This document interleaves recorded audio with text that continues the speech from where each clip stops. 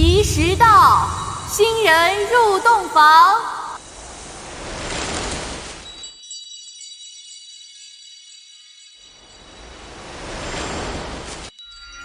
我叫程昭，是吴郡第一世家程家的嫡女。今日是我与陈国公周元慎成亲的日子，世人都以为这是皇后突然赐婚，可他们不知道，我等这一天已经等了太久太久了。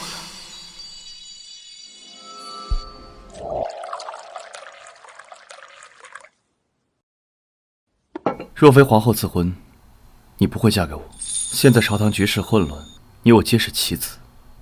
你先安心住下，待局势明朗后，我会助你和离再讲。成亲第一天，我这位夫君就想同我和离。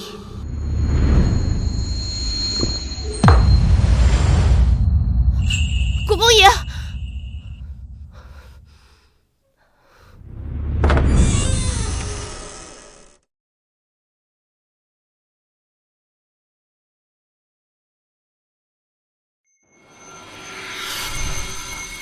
小姐，今日是您跟国公爷大婚的日子，他怎么走了？替我卸妆更衣吧。不等新郎了？他不会来了，不仅今晚不来，往后更不会来。欺人太甚！程家门第显赫，您祖父更是当朝宰相，您是来做国公夫人的，他怎能如此待你？他如何对我不重要，重要的是我能不能站稳脚跟，得到国公府才是我的目标。早点睡吧，明天还有一场硬仗要打。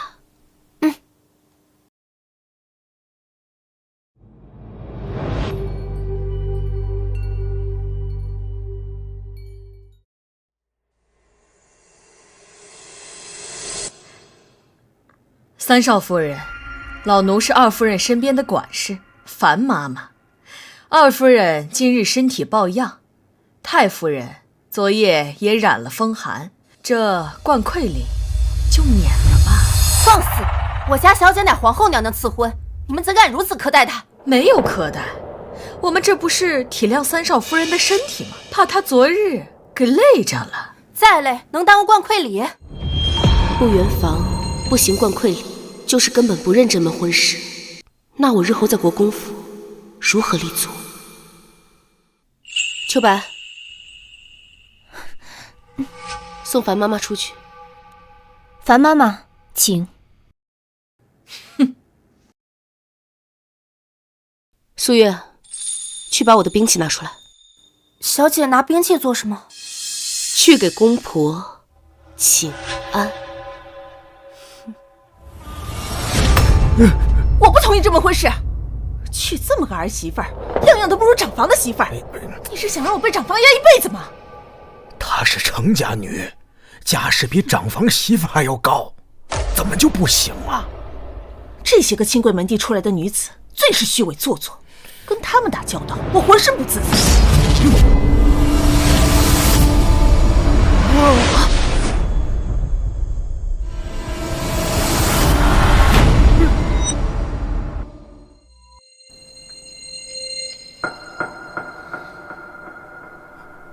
这程氏，你这是要干什么？有话好好说，莫要闹大。不敬公婆的罪名，你担待不起。公爹所言极是，儿媳不敢不敬。儿媳程氏拜见公爹婆母。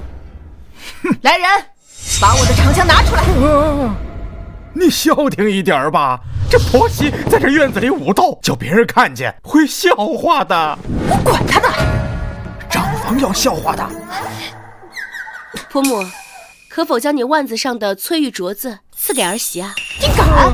婆母为何住在绛云院，而不是国公府的正院承明堂？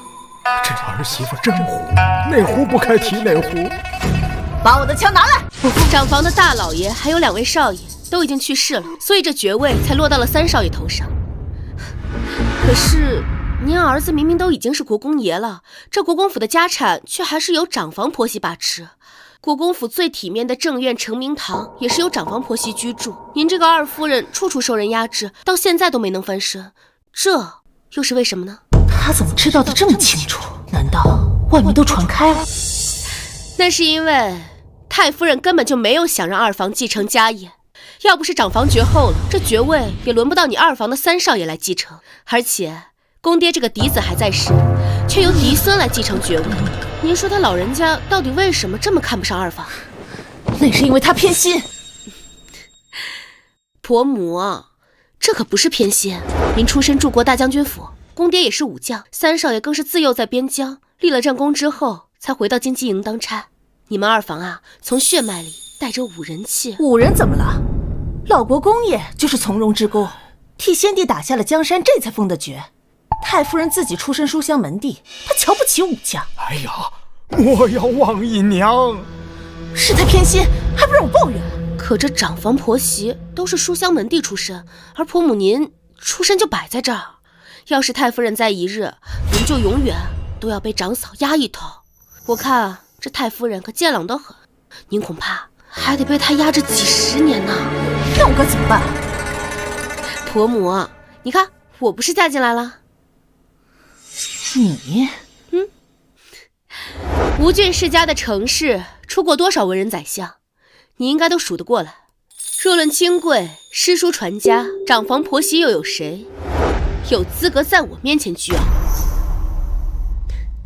婆母，您呀要知道战场在哪里，敌人是谁，才能赢。只要咱们婆媳一条心，定能搬去承明堂，那是国公府的正院，它本就该属于我们。这下您可以把手腕上的翠玉镯子赏给儿媳了吧？今日冠馈里，儿媳须得一个镇宅法宝，这样儿媳得了贵重的镯子，才能立住脚。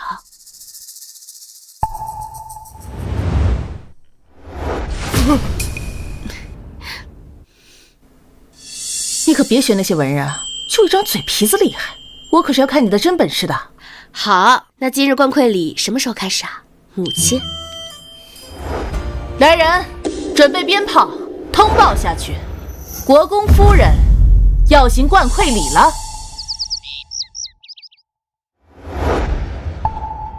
不是说了吗？不办冠馈礼。听说是少夫人去了一趟绛云院，让二夫人又改了主意。母亲一向最讨厌清流门第的女子，竟能为她改了主意。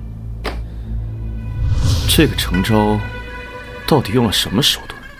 叫你的人把武器收起来，就你丫鬟的这些花架子根本就不够看。我可是出身柱国大将军府的。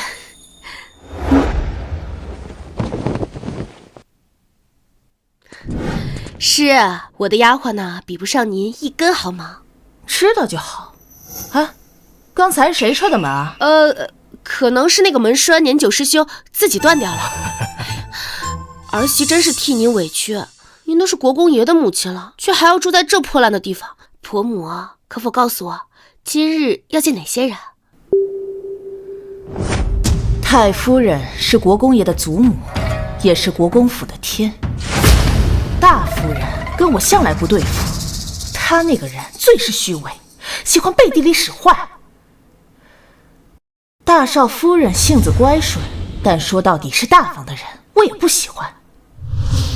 穆姜，皇帝捡来的孤女，由太夫人抚养长大，今年17岁。都说她会给国公爷做如夫人。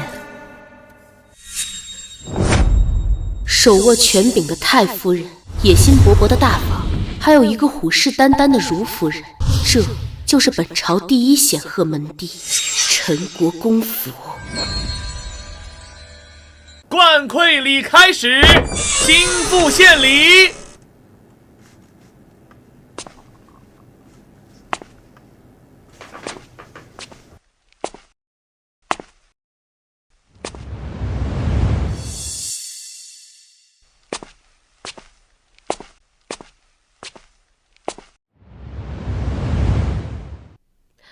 孙媳见过太夫人、公爹、婆母，这是孙媳给长辈们的一些直见礼。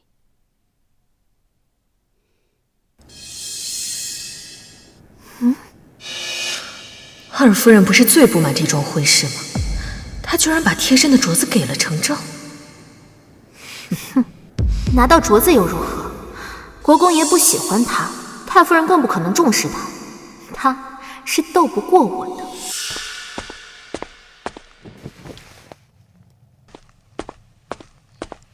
起来吧。是。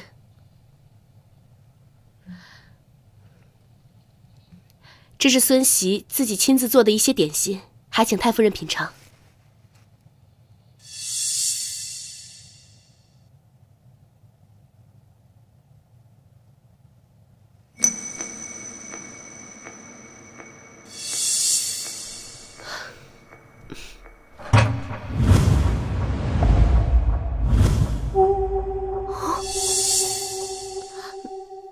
怎么了？是不合您的口味吗？啊，这玉团糕味道不错，新娘子不愧是出身吴郡世家，教养好，厨艺也出色。你做种妇，乃我周氏之幸。母亲是糊涂了吗？怎么能叫她种妇？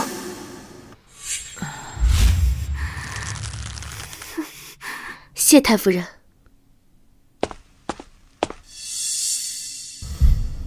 他竟能让太夫人这么高抬他，这儿媳的能力当真不小。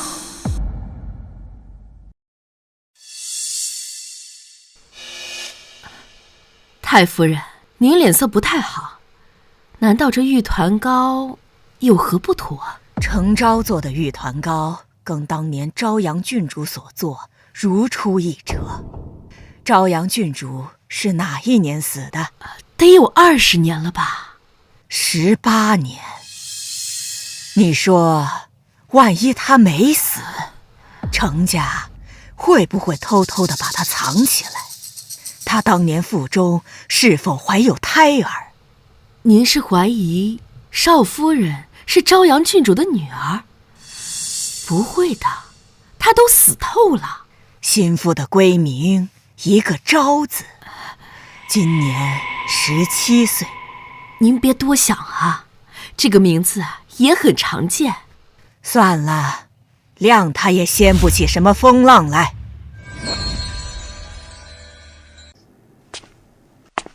镯子可以还给我了吧？那也是我娘送给我的传家宝，要是弄丢了，老太太非扒了我一层皮不可。她老人家身体还健朗，还拿得动长枪。哦，原来母亲也有怕的人呢。哎，改日我要去拜访外祖母，她应该会喜欢我的吧？哼，她喜欢温柔恬静的。父亲母亲，儿媳先告退了。哎，我是不是自暴其短了？给她递了个把柄。是啊，这往后你要是再敢欺负她，她都知道到哪儿去告你了，并且还有个信物，那个翠玉镯子。太夫人那句种妇是何用意？承明堂是国公府的正院，是权力的中心，我才是国公府的种妇。母亲不用担心，不过是场面话罢了。若是程氏有了孩子，不会，太夫人比咱们更害怕程氏有子嗣。木江从小在太夫人身边长大，太夫人定会扶持他。等到木江生下长子，才轮得到程氏，我们就先等一等。当年你和周元慎，我和他并没有什么，只是外面胡传的。若国公爷能兼挑两房，那么你也是国公夫人。母亲，你令儿媳为难了。生存当前，你不用在意什么清誉，只要承明堂还在我们手里，你不用在意任何流言蜚语。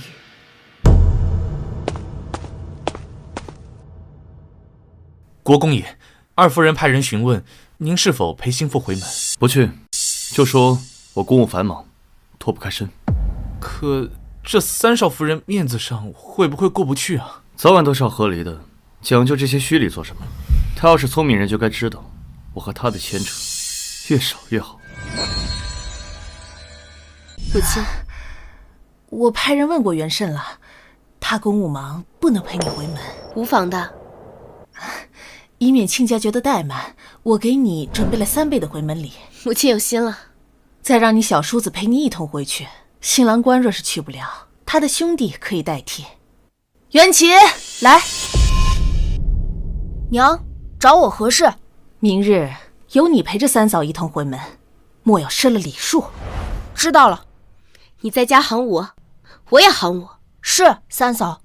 可启蒙了？知者不言，言者不知。你这是叫我闭嘴啊？三嫂果然是读书人。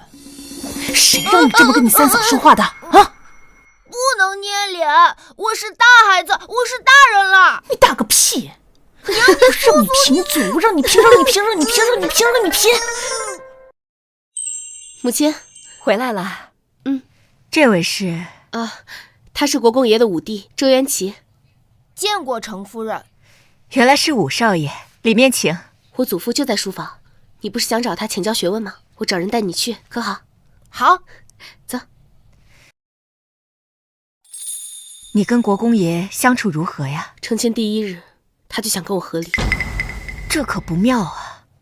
母亲放心，国公府我势在必得，太夫人稳坐高台，牢牢把持权柄，我偏要抢走她所在意的一切，取代她成为内宅的女主人。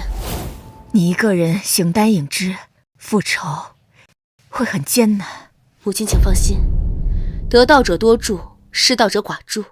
公爹和婆母人都很好，我不会一直孤立无援，他也不会一直众星捧月。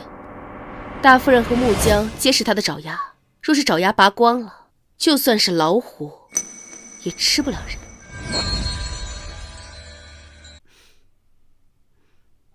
莽夫回府了。莽夫？你是说国公爷？是他。你怎么知道他回府了？我看到门外的战马和他的副将了。三哥，三哥，他就是国公爷？是，听说他很快就要纳妾了。他们应该很恩爱吧？毕竟从小青梅竹马一起长大。你难不难过？我不难过，我也从不为难自己。程昭，国公爷连碰都不愿意碰你，很快要娶我进门了，你就等着成为笑柄，孤独终老吧。三哥，下个月就是我们的婚事了，你高兴吗？什么婚事？你不知道？不就是纳妾礼吗？我有了夫人，纳妾算不得娶。可我是如夫人。如夫人不算是妾吗？这话不错，很通世俗礼仪。妻便是妻，妾便是妾，纲常不紊乱。你尽意了。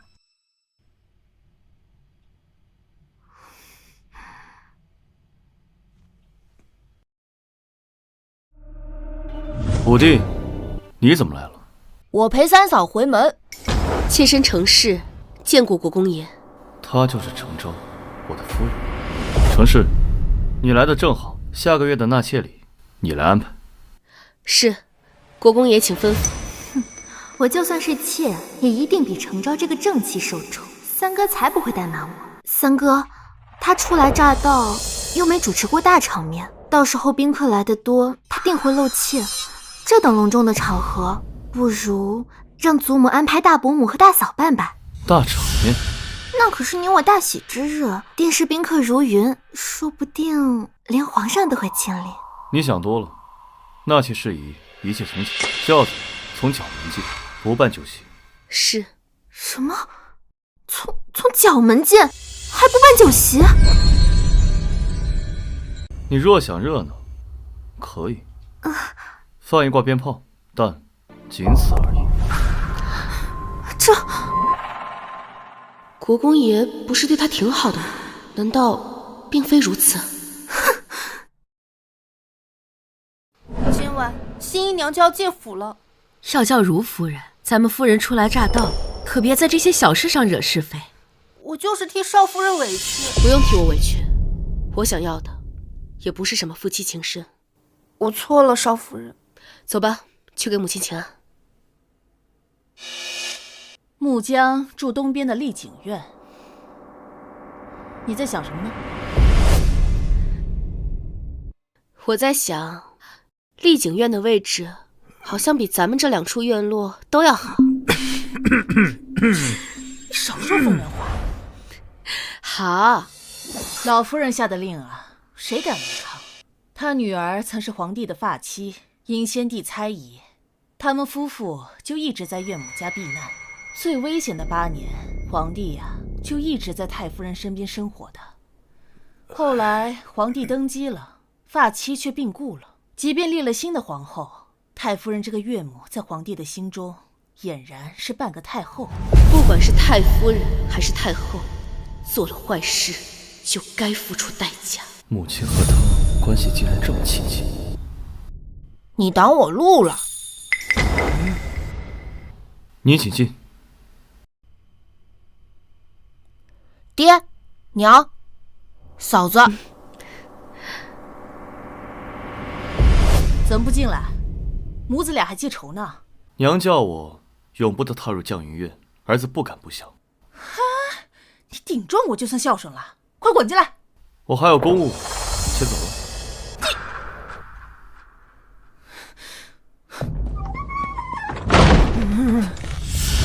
夫人，这怎么又生气了？还不是你那个当了国公爷的儿子，过家门而不入。不好，叫儿媳妇听到了，会不会跟我抱怨她被丈夫冷落，还要把皇后赐婚拿出来说道？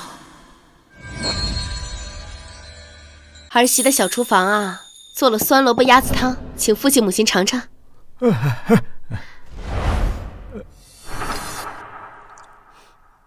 来。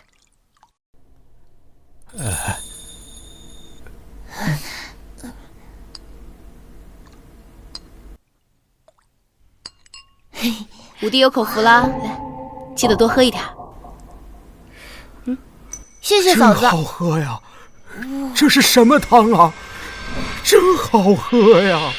我没喝过呀，我。这是我们吴郡的吃法，我娘家秋冬总是烧来吃，滋补又降燥。元慎在门口都不进来见他，他竟一个字都没抱怨。婆母性子直，我若抱怨了，反倒惹他厌烦。有时候不说比说更有成效。这些亲门疏远也是有些好处的。你想夸儿媳，你就直说，1碗汤就把你给收买了。她沉得住气，嫁过来1个月了，穆江又过了名目，她没哭没闹，甚至没有半点恐慌。这份心性啊，我是服气的。那人女人很能忍的，是这些读书人家的姑娘能忍，换作是我的姑娘，我才不舍得让她受这样的委屈呢。哎呀，你让元慎呐，别太冷落正妻。元慎呐，是天子的近臣，比咱们更擅长揣测圣心。至于他为什么冷落皇后的指婚人，这里面一定有他的道理，你别管。我不是瞧着程氏可怜吗？花容月貌的，就这么独守空房。我瞅着程氏倒不苦，我看他那精神呐，挺好的。就算是不能恩爱，那每个月他也该去农华院点个卯，这样下人们就不敢欺辱程氏了。等我见着元慎，我跟他说一说。哎，但你不要大张旗鼓，娘要捧穆姑娘，你可不要唱反调，要不他可真点你。我听不懂。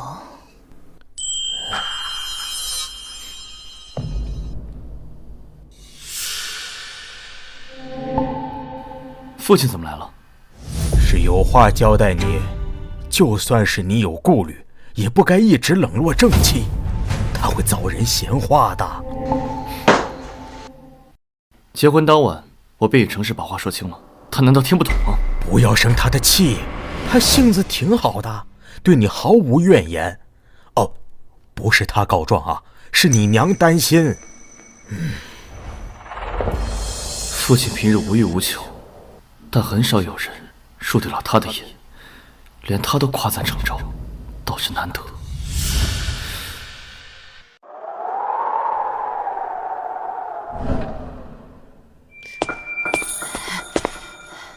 这天儿说冷就冷，国公爷白天来过，得知您带着5少爷去了程家，就又走了。他说什么了吗？没有。那就不用管了。相国今日跟您说什么了？祖父让我安心住下，又告诉了我一些周氏内幕。国公爷可能会肩挑两方。太夫人向皇上提醒过，宫里有祖父的人，她得到了消息。也合理，太夫人不想过继旁支的孩子。如果长嫂也是国公爷的妻，那绝产就会顺利留在长房。如此，那您的处境就更难了。现在当务之急就是拿到国公夫人的诰命，不然我真的要被太夫人给架空了。最好、最快捷的方式就是先赶紧与国公爷做真夫妻有子嗣。诰命需要太夫人或者是国公爷向皇上求旨。太夫人那边，上次您借着玉团糕的事威胁她，她心里更记恨于你。国公爷刚纳了如夫人，两个人蜜里调油，现在冒冒失失的对她出手，很不稳妥，只能等如夫人先有了身孕。老奴听说，太夫人给如夫人赏赐2个美貌的婢女，如果她真的怀孕，这2个婢女就会做通房丫鬟。国公爷不可能离得开丽景院。你连这个都打听到了？问了绛云院的婆子，您笼络了2夫人，她愿意提点咱们。我这个婆母啊，心地良善，对人也不设防。我倒是真心喜欢她，也不是利用她。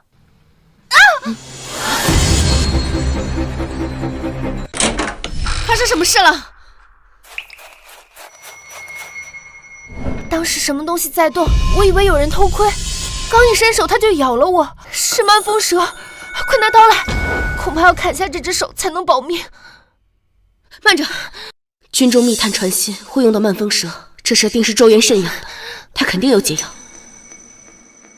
用绳子绑紧秋白手腕，刺破手指，放出毒血。我出去一趟，不可看守，务必等我。国公爷，国公爷，你是何人？我是国公夫人，我要见国公爷。国公爷不在。国公爷，我的丫鬟被慢风蛇咬伤了，需要解药。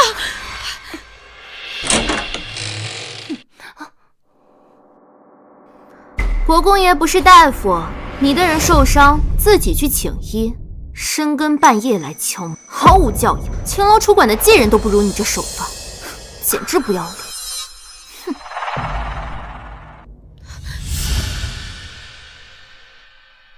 找我呢？小心！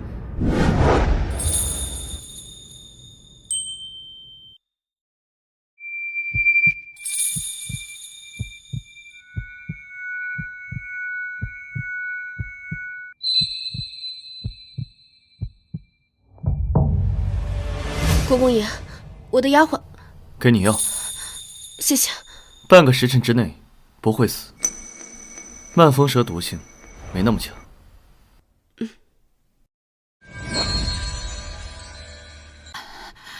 秋白昏睡了一夜，总算醒了，说很饿。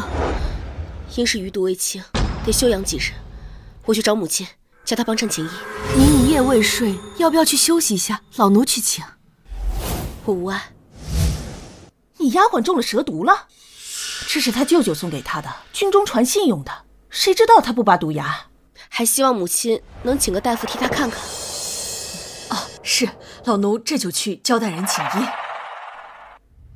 你昨夜就为了这事儿去了丽景院？是。我听下人说了，如夫人骂得可难听了，还有那些碎嘴婆子，还到处去宣扬。母亲，这事儿本来就是拦不住的。你也是的，不知道派个丫鬟去找人。这下好了，我们婆媳俩都成了笑话了，你还连累了我。哼，是儿媳考虑不周，给母亲惹麻烦了。你看看，他们就这么欺负人。哎呦，气死我了！我沉不住气，还指望着你能有点涵养，没想到不是一家人不进一家门。母亲，别恼了，这可是个好机会。您一定要帮儿媳把这件事传得更远更广。你是信疯了？等这件事传得不可收拾了，我就去跟皇后娘娘哭诉。到时候，国公爷为了避免宠妾灭妻，他和太夫人就都会妥协。那个时候，他们就该给我请诰命了。淑夫人，这几日府里都在说少夫人没本事笼络国公爷，大半夜的跑到您这来抢人，被您骂出去，好没脸。在国公府，她毫无还手之力，别以为赐婚就可以作威作福。我是她惹不起的人。那是皇上和太夫人看重你，他哪里比得了？正气又如何？还不是连诰命都没有，名不正言不顺。让人把话继续传出去，看他以后怎么做人。听说了吗？国公爷一直宿在如夫人院里，没碰过少夫人。少夫人急了，大半夜去闹，没想到被骂得狗血淋头呢。哎呀，如夫人胆子可真大，到底是气啊，竟敢指着正气的鼻子骂。太夫人那里她最受宠，有这个底气。走啊！怎么回事？上一回少夫人找您取药的事，被嘴碎的下人并用家父给传出去了。属下听宫里的线人说，皇上和皇后娘娘也知晓了此事。宫里都知道了，看来是有人在背后推波助澜。需不需要知会府里管事，不准人再议论此事？木江再蠢，也不敢把这事捅进宫里。程昭，是你的手笔吗？不必理会，随他们去说吧。这个木江恐怕斗不过我那位国公夫人。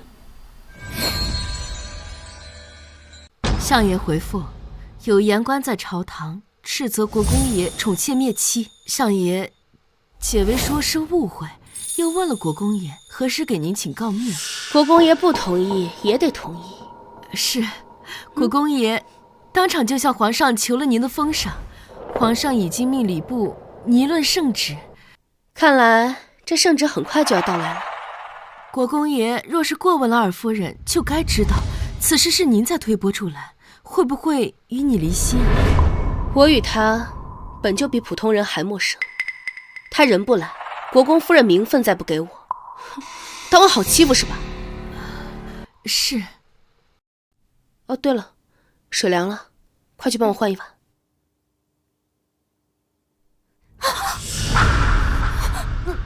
你走都没长眼啊，竟敢冲撞我们如夫人！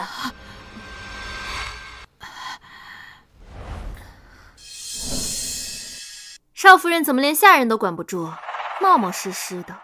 这次是冲撞了我，下回要是冲撞太夫人，吃不了兜着走。还愣着干什么？哪只手打的，就给我废了哪只手！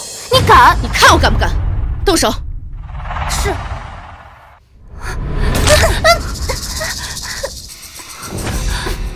如夫人，奴婢的手断了。程昭，你敢动我的人，待我告诉祖母，扒了你的皮！你尽管去。圣旨到，众人去前厅接旨。来了。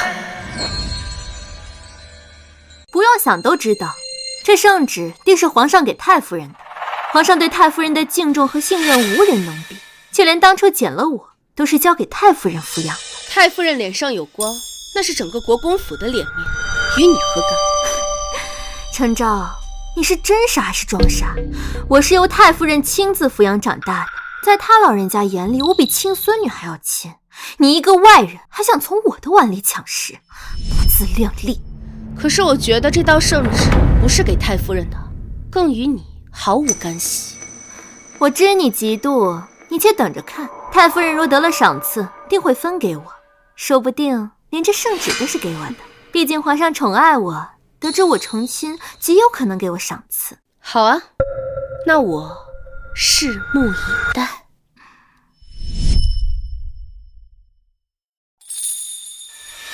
奉天承运皇帝诏曰：朕闻立国以家为本，治道由内而彰。自尔陈国公夫人成事，温公贤孝，捋顺含章，兹特封尔为陈国公夫人，受超品诰命，唯望尔永保贤德，和睦家事，更修己身，以成天恩。钦此。不可能，皇上怎么会突然封他为诰命？国公夫人，接旨吧。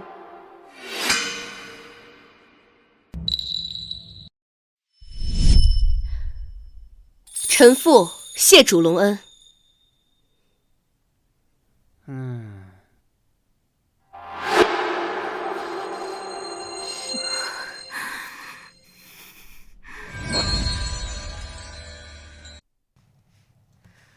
跟你说过多少次，要持重沉稳，遇事三思。现在好了，搬起石头砸自己的脚。祖母，我不曾造谣，他的确三更半夜去敲门。你还不知足？你教教我，这次我吃了大亏，替他做了嫁衣。她是国公夫人，她半夜登门，你至少得受宠若惊，问明缘故。哪怕她真是抢人，你也得给她3分面子。这不是敬重她，而是看着国公爷。那不憋屈死了？你耍个小脾气，差点给国公爷惹祸。必须用一个国公夫人的诰命，才能压得住他宠妾虐妻的罪名。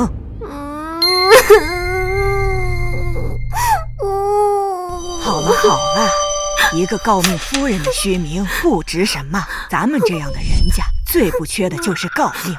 你赶紧生一个儿子才是正经事。是，子嗣哪有那么容易？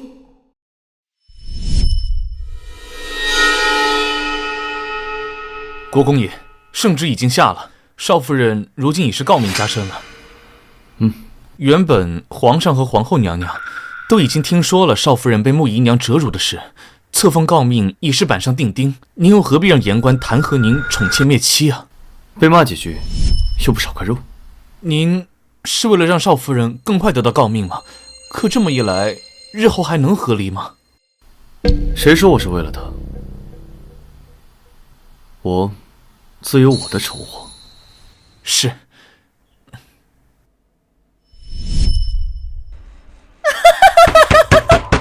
母亲很开心。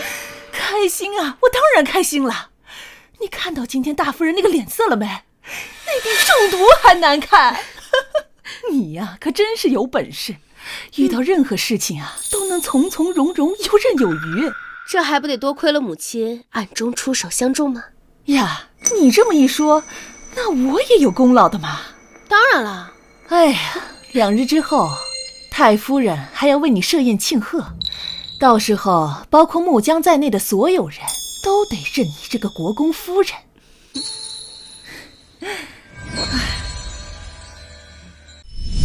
国公夫人不愧是大家闺秀，举止大方。是啊，国公爷娶到如此美人，真是好福气。2位婶婶谬赞了。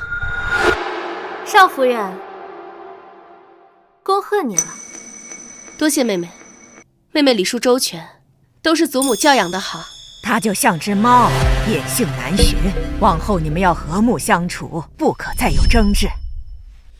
是。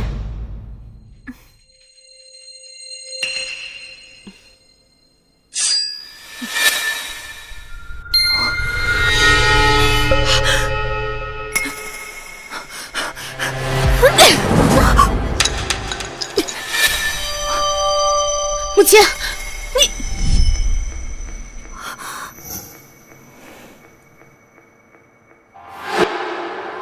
这花开得不错。你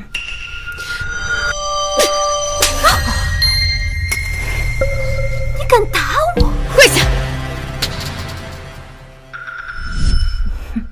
你还敢逞凶？闹什么？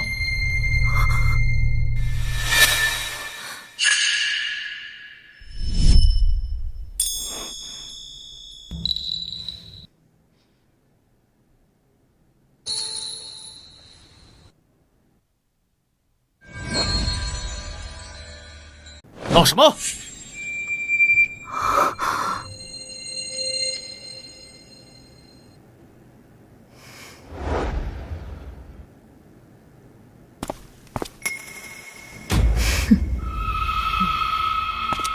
娘，三哥，我被人欺辱了。见过国公爷。他才得了诰命，就敢作威作福，敢在太夫人跟前行凶，颠倒黑白，你还有规矩吗？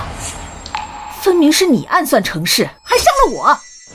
你看看，你娘被你的如夫人给伤了。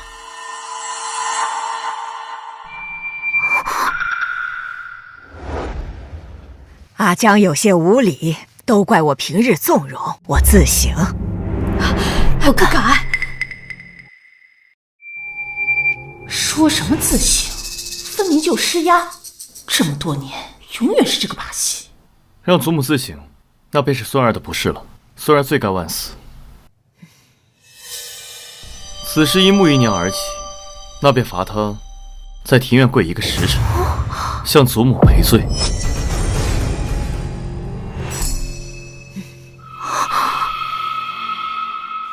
看来周元慎对太夫人也积怨颇深，说不定我跟他能谋求合作。阿江，我跪下吧。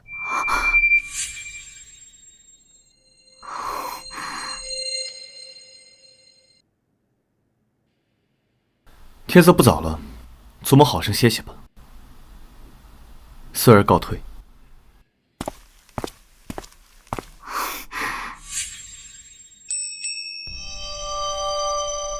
儿媳告退。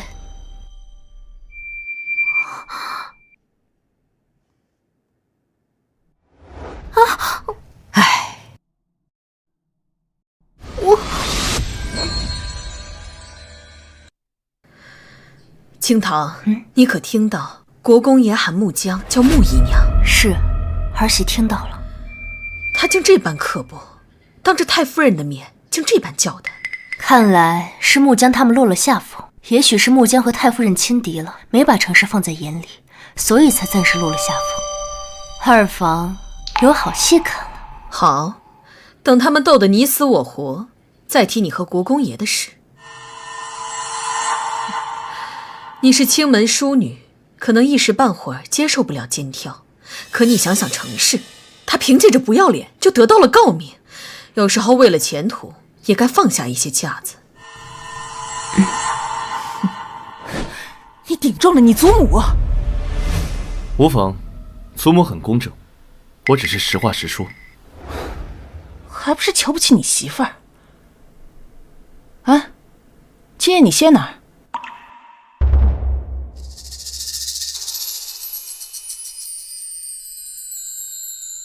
龙华院。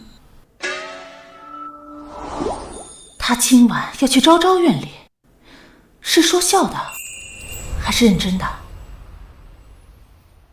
叫他们2个先下去吧。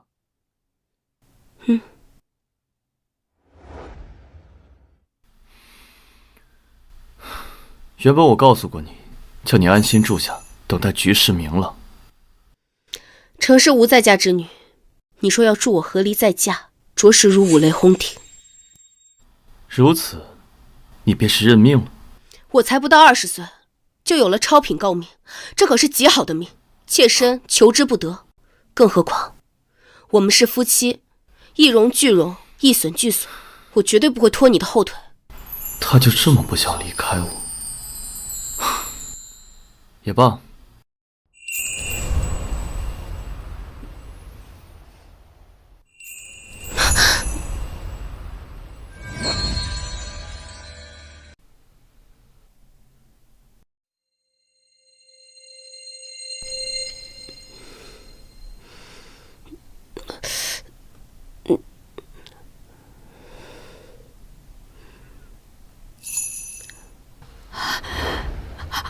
恭喜少夫人。少夫人不高兴？她往后应该不会常来农华院吧？疼吧？你害怕了？上次告诉过你的，头一次是会疼一些的，以后就不会了。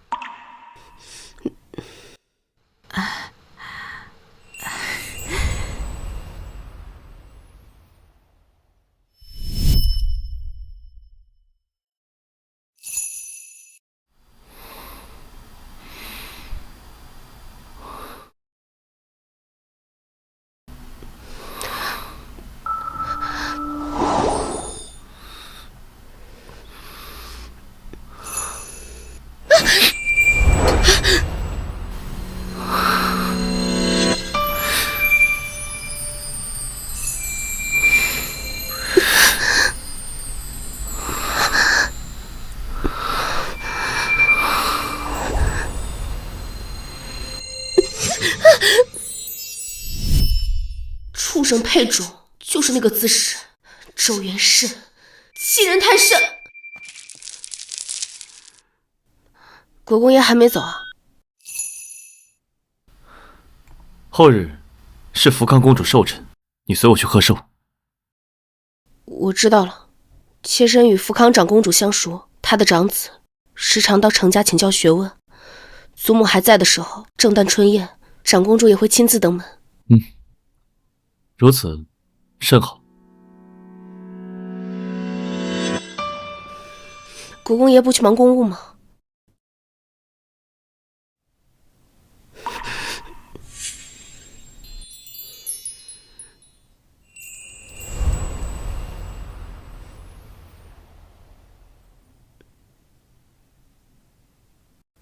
这是药膏，看来他也知道自己昨夜有多过分。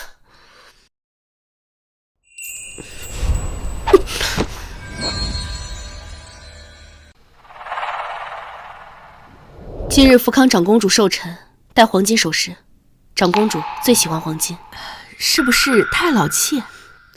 把我出阁时候大姐姐送的那套黄金头面拿出来，她出自万大家之手，长公主也很喜欢万大家。长公主应该也有很多这样的首饰，万一撞了公主的，是否会惹她不快？没事的，长公主待我亲厚，就算是撞了，也不影响我们之间的关系。但这是我第一次赴宴，若不出头，就会永远被压着。您说的是，我这就去拿。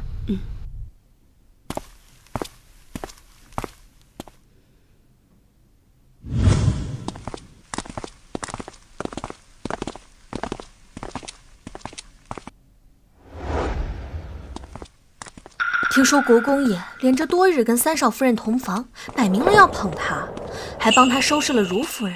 往后见了少夫人啊，要恭敬些，不可怠慢。管事婆子这次送来的银炭品质极好，没有半点次品。所以我想明白了，人不能既要又要。我既然要了权势，就得忍得了委屈。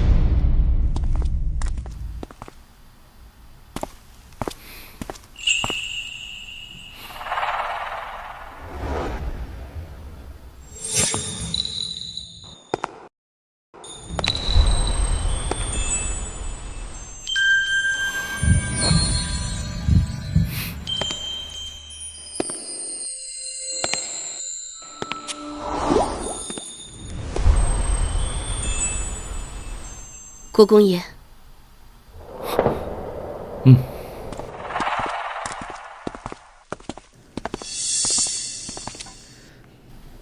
祖母，祖母，这装扮还真隆重啊！大伯母觉得好看吗？你年轻，戴什么都是好看的。多谢大伯母夸奖。祖母，我们出发吧。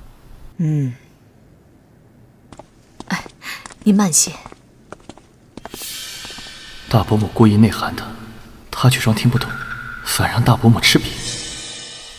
丞相国的孙女果然是个小狐狸。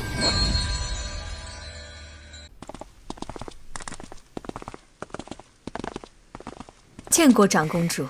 见过长公主。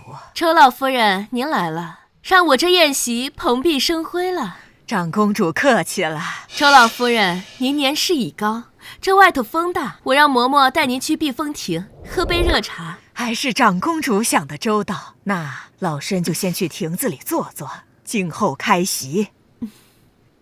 你们可要把长公主陪好了。是。老夫人这边请。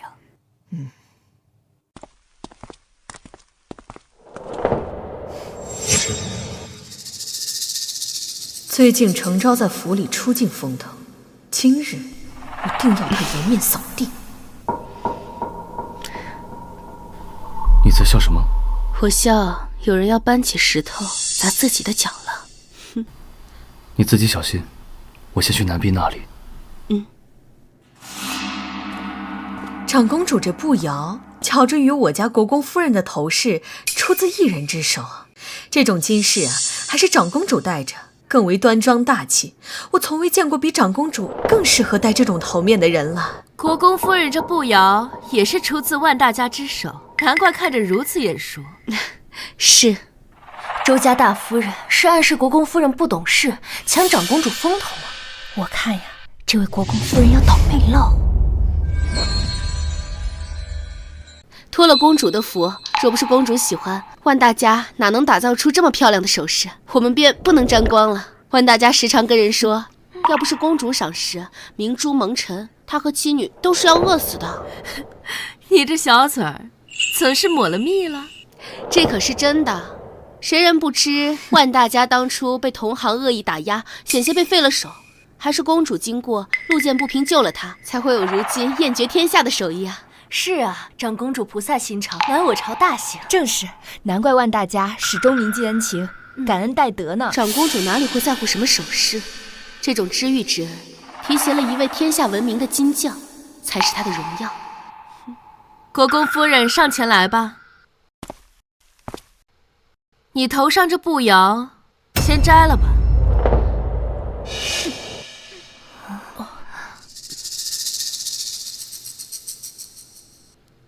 你们先聊着，你跟我来。是。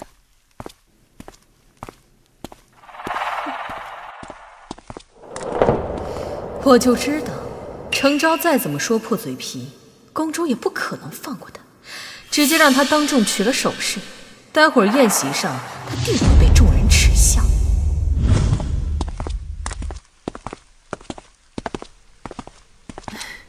过来，坐下。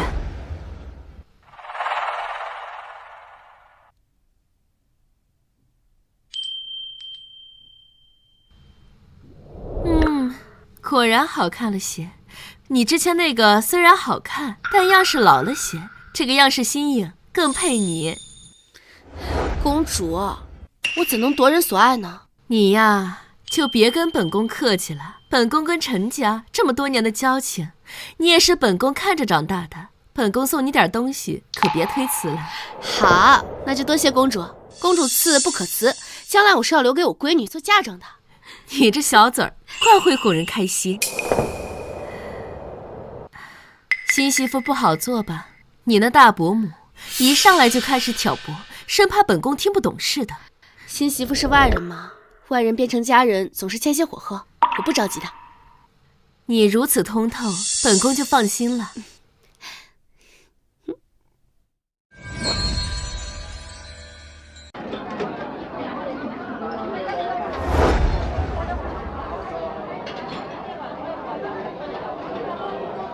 程昭呢？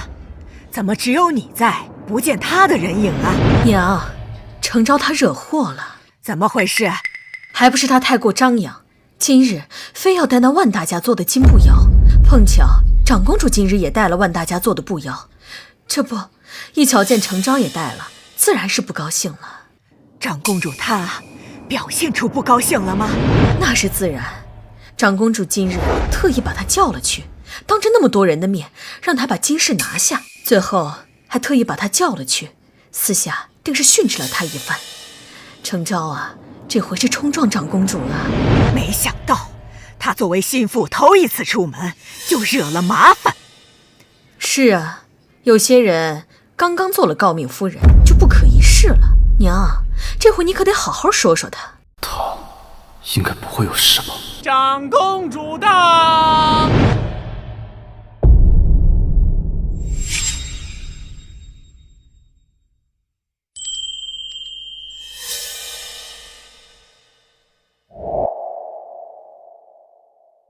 他头上的步摇换了。长公主怎么跟他这么亲近？昭昭，你就坐那儿。是。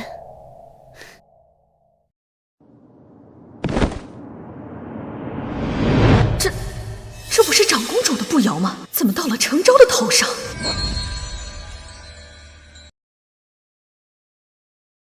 殿下怎么把步摇给了他？他小孩子哪里承得住？步摇只是件首饰，本宫觉得配年轻人更美丽，更何况昭昭这孩子，本宫非常喜欢，送她件礼物也是本宫的心意。长公主的眼光就是独特，这步摇比国公夫人先前那个更配她呢。是啊，国公夫人落落大方，跟长公主投缘，不像有些人只知道挑拨离间。长公主怎么会送你步摇？大伯母想借此挑拨我跟公主的关系，被公主识破了。公主跟程家交好，想给我抬面子，所以就把步摇送给我了。你想看吗？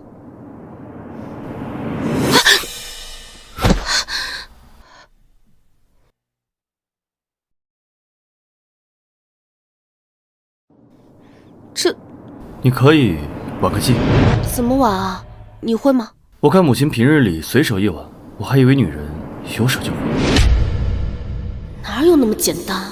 我不能见人了。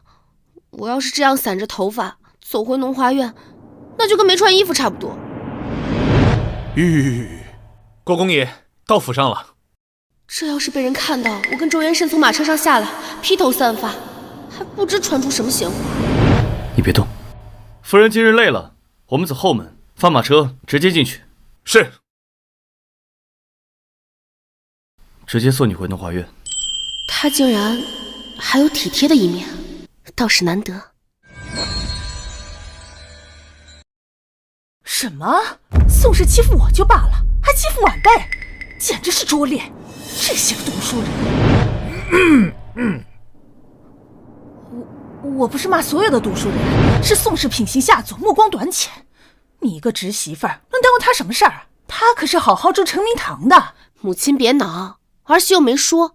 再说了，此事是瞒不住的。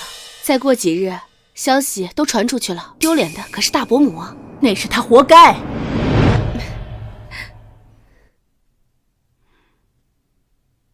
来，晚宴上没吃饱的，你多吃一些，不会有人笑你。今日太冷了，确实没顾上吃上几口，多谢母亲体谅。莽夫换了副将，之前那个黑长脸的换成了黑圆脸的。之前那个吴副将7、8岁就跟他身边了，不应该换的，应该是有什么事把他派遣出去了。哦，是送出去历练了一下。一个人的左膀右臂，岂能随意派出去？恐怕上一次周元慎当众训斥了木姜，惹得太夫人不快。吴副将不走就会死，周元慎只得壮士断腕。夫人，太夫人那里派人过来，说是请您和少夫人用完膳，去她那里一趟。二婶、弟妹，你们稍坐，祖母快好了。你去忙吧，我们自坐。瞧他那说话的语气，像他自己是主人，我们二房是外人似的。该不会把咱们叫来，看他们一家人亲亲热热吧？那母亲，我们也亲热亲热一下。哎呀，母亲别介意，外人特意让我们看到，就是为了让您生气呢。只要我们不在意，我们就赢了。我听你的，沉住气。哎呀，坐。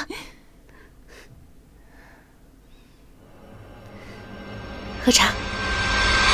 太夫人到。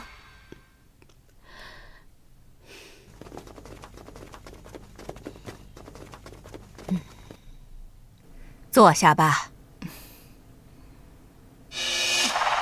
叫你们过来，不怪我老婆子多事吧？本来就该每天晨昏定省的，只是母亲说祖母要礼佛，就不好打扰您老人家。我跟母亲啊，满心孝顺，只怕您不知道。现在您叫我过来，这下总算能尽孝了，止一下欢喜了。儿媳妇好会拍马屁呀！换作是我，就算背下来也说不出口。这程氏果然是巧嘴，怪不得长公主喜欢你，一见你就赠你贵重的首饰。这屋檐下的黄莺才是巧嘴，怎么不见长公主赏她呀？长公主啊，是看在祖母的面子上抬举孙媳呢。你这孩子还真有些见识。所以说呀，选媳妇就要选大户人家出身的，眼界不用教。又编损我，算了，反正你夸了我儿媳。今日叫你们过来，是有件事要说。程氏是朝廷诰命的国公夫人，我和宋氏年龄都大了，将来是要程氏操持钟馗的。先交一些事情让他管管，慢慢熟悉起来，再把家交给他当。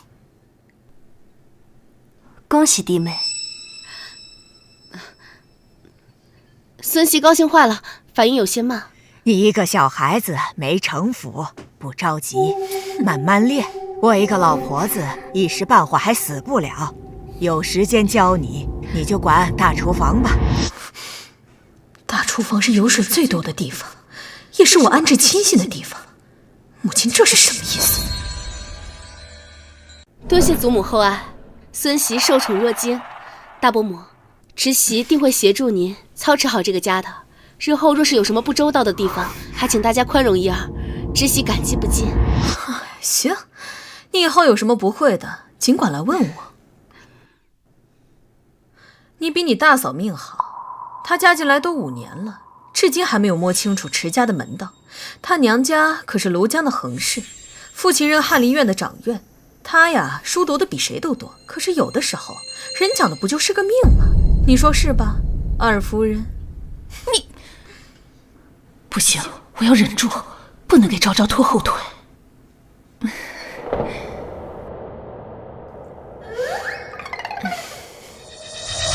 从明日起，你也去承明堂办差吧。明早你们就把差事交接一番。是。真叫你管大厨房呀？这是把肥肉送到嘴边呢，肯定有什么陷阱。等我接手了大厨房，弄清了其中的缘故，再仔细和母亲说。那你可要告诉我，我可好奇死了。好。今天你看大伯母的脸色了没？嫁过来20几年，太夫人一直捧着，我头一次看她吃瘪。其实我害怕您被嘲笑中了她的计，没想到您竟然忍住了。我想了的，我当时就想着要不要帮你骂回去，但是我后来又想了想，我是怕帮你帮到忙，所以才没吱声。不会帮到忙的，帮忙就是帮忙，只是有些人没本事，才会怪帮忙的人添乱。母亲，您维护我的心意，我都明白的。总之啊，自己多注意点。宅内诸事，我属实心有余力不足。母亲已经帮我良多了。新婚时，要是母亲没有给我这个镯子，我也无法施展拳脚。母亲不要妄自菲薄，日后还要多仰仗您呢。哎呦，怪不得太夫人都夸你，你这张嘴可真厉害。让大夫人失去厨房，还只是个开始。国公爷，您找我。坐吧。我听闻祖母叫你管大厨房。是，祖母是这么吩咐的。我打算明日便去接差事。大厨房最近是有些乱，还请国公爷明示。我正一头雾水呢，打算明日去了再慢慢摸索。要是有您的指引，倒是可以少走很多弯路。下一盘。好。太夫人的管事告老还乡了，她想安排新的亲戚去大厨房，却无从下手。那里被大伯母给控制了。没错，所以她派你去管，这样大祖母的矛盾便会指向你。太夫人坐收渔利。大伯母当家这么多年，确实是没什么实权，一切还是祖母做主。你明白就好。那你希望我怎么做？我希望你独善其身，不要成为别人的刀，更不要被别人当作靶子。他莫不是暗示我，以后国公府的管家权跟我无关，让我不要掺和，那就恕难遵命。国公爷，如夫人来了。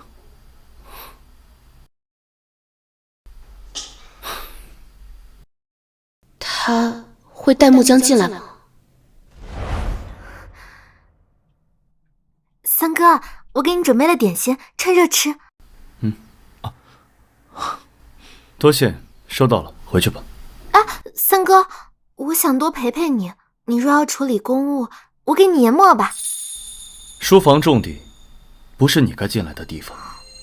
我听说程昭在里面。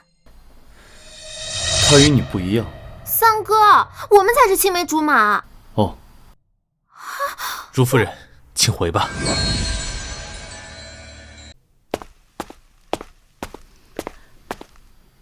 继续。还有件事我要跟你说。你吩咐就好。以后你每日中午可以歇在这里。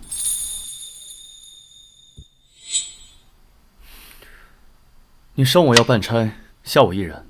成明堂离你住处太远了，每日回农华院太过奔波。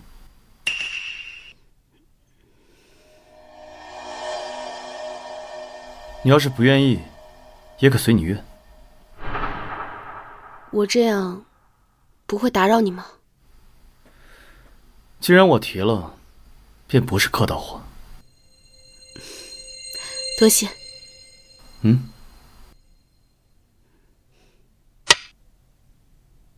原来他特意叫我过来，是为了给我一处休息的地方。国公夫人午歇时来回奔波，下人们瞧见了少不得嘲笑，我便会没了威望，难以服众。这个男人也不是全然无用。国公爷有心了，他能为您考虑到这些，真不容易。也许不是为了我，是为了他自己。怎么说？周家的内宅院，国公爷更像是一个新主，而太夫人才是真正把持权力的太后。他们俩一直在斗。国公爷想拉拢您？不算拉拢，他肯定看得出来我对他有用。您太悲观了，夫妻之间不该只谈利用。不是悲观，而是认清现实。都说至亲之疏是夫妻，更何况他在利用我，我又何尝不是在利用他？这是大厨房的账簿和对牌，这是大厨房库房的钥匙，你都收下吧。日后我有什么不周到之处，还请大伯母明示。有则改之，无则加勉。不敢，你是太夫人亲自指派过来的，哪里会有什么不妥之处啊？难不成你是说太夫人用人不妥吗？祖母自然是10000个妥帖，只是在大伯母面前我有些怯，怕乱而生错。你好好办事，油嘴滑舌的话不用在我跟前讲。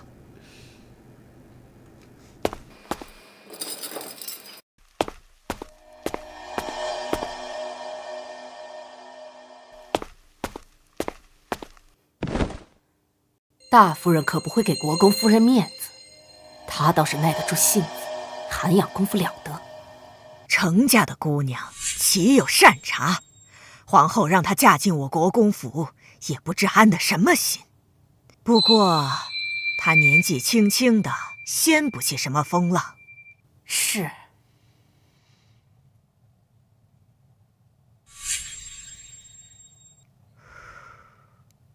程氏每日中午在哪里用膳？听说在晨晖院午休。是吗？看样子国公爷对他很满意，寻常人可进不到那里。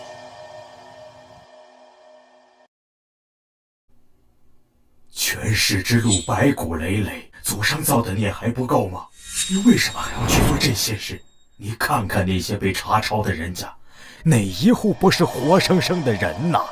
阿深，你已经得到了很多，该收手了。我不做，有的是人去做。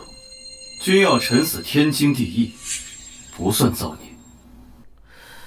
可是我不希望你走这条路。你答应你祖母肩挑2房，跟长房媳妇儿生个孩子，把爵位还给他们。阿深，我们不要这些，当年你祖父给我的家产，足够你们两个丰衣足食，活一辈子的了。受制于人，我尚且能忍，让我去配种。国公爷，夫人醒了吗？长明堂的姐姐来找她。程昭也在这儿。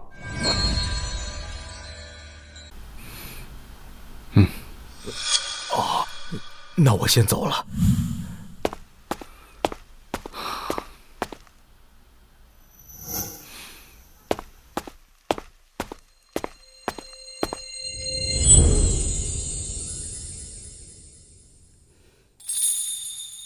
你醒了？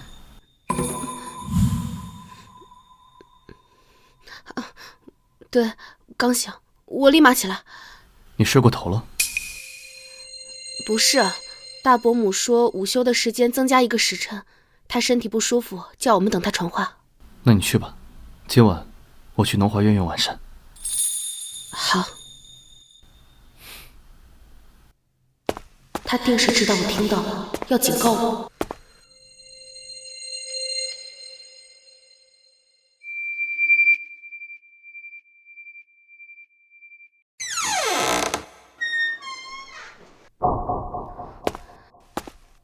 国公爷，在绣什么？1个荷包，快绣好了。那你先绣，我去看会儿书。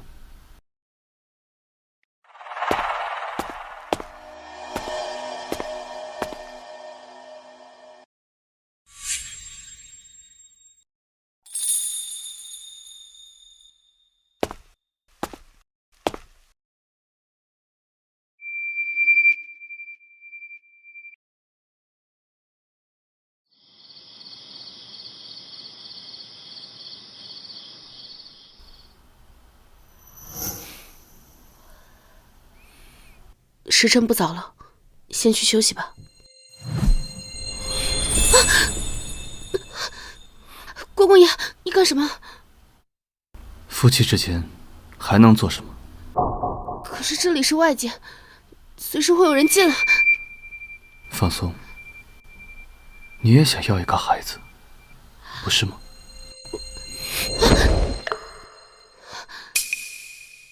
他怎能这样对我？我是他明媒正娶的妻子，不是他可以亵玩的姘头。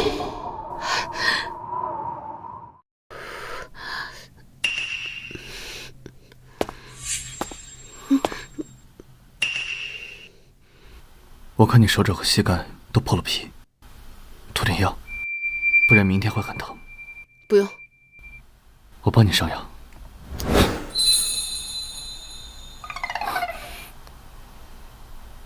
那个，我先去趟书房，处理些事情。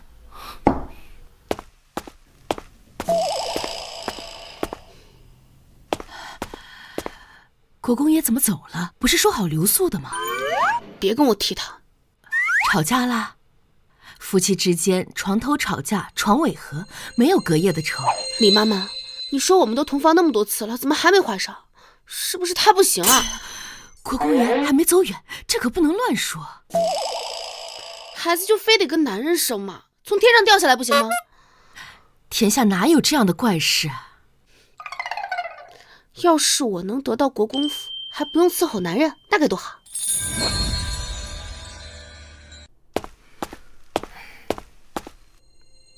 昨晚叫你去喝酒，怎么不来啊？不想去。难道是新婚燕尔，要陪夫人啊？你还好意思说？我怎么了？还不是你乱出主意。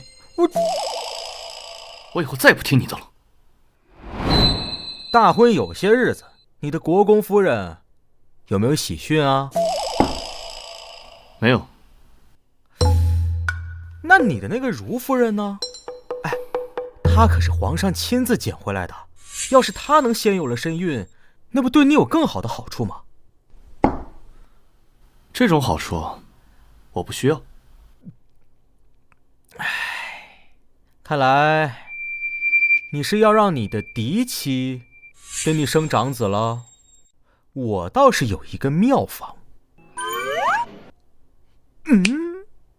从前啊，我父亲麾下有一个将军，他和妻子成亲7年都没有成子。后来啊，他遇到了一个赤脚郎中，告诉他们说要回归本源。你有没有见过牛马配种的样子？人的本质啊，都是违反天性的，所以啊，难得子嗣喽。你在胡说八道吧？我可是你小舅舅啊，我怎么可能诓骗你呢？后来不出半年，那个将军的夫人就有了子嗣，往后啊，一连生了4个，这事儿啊，在驻地都传开了。就是听了他的鬼话，每次通风过后，郑州都生我的气。我还有事，别来烦我。水还没喝呢，赶紧滚！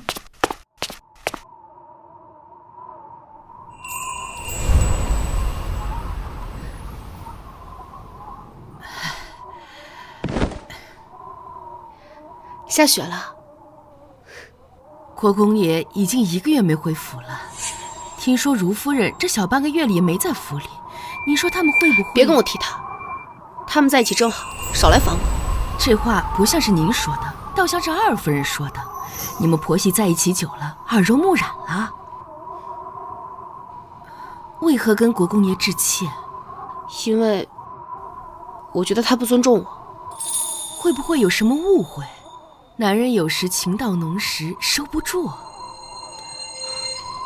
什么感情？不过是名义上的夫妻罢了，各取所需而已。各取所需。国公爷，您想见少夫人，为何不直接找她？谁说我想见她？路过而已。又不在府上住，却路过这里3回了，口是心非。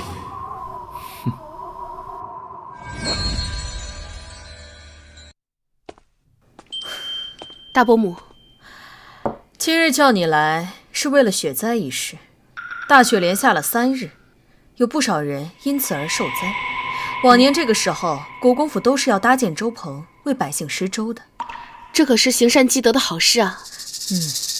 今年这件事情就交由你来办，这可是件大事，切莫出错，否则太夫人跟前，你我都没法交代。放心，我必定处处周全。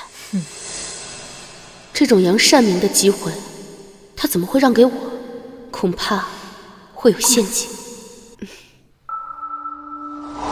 李妈妈，你派人去一趟程家，告诉我母亲，在施粥那1日。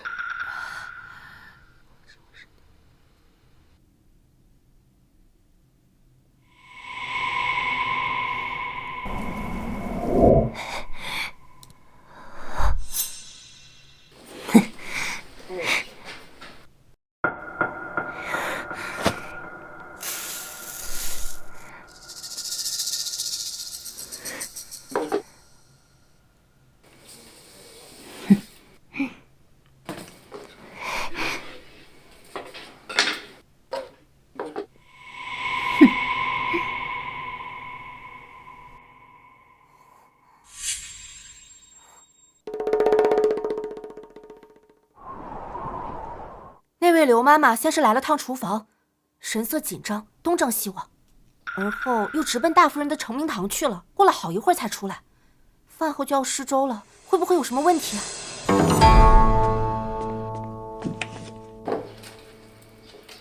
他们应该不敢下毒吧？这要是毒死了人，会吃官司的。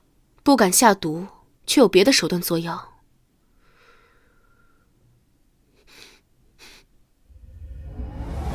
有味道。什么味道？奴婢没有闻到。这样，你替我出去传话，就说今日是国公府太夫人亲自祭梅花娘娘，做善事。是。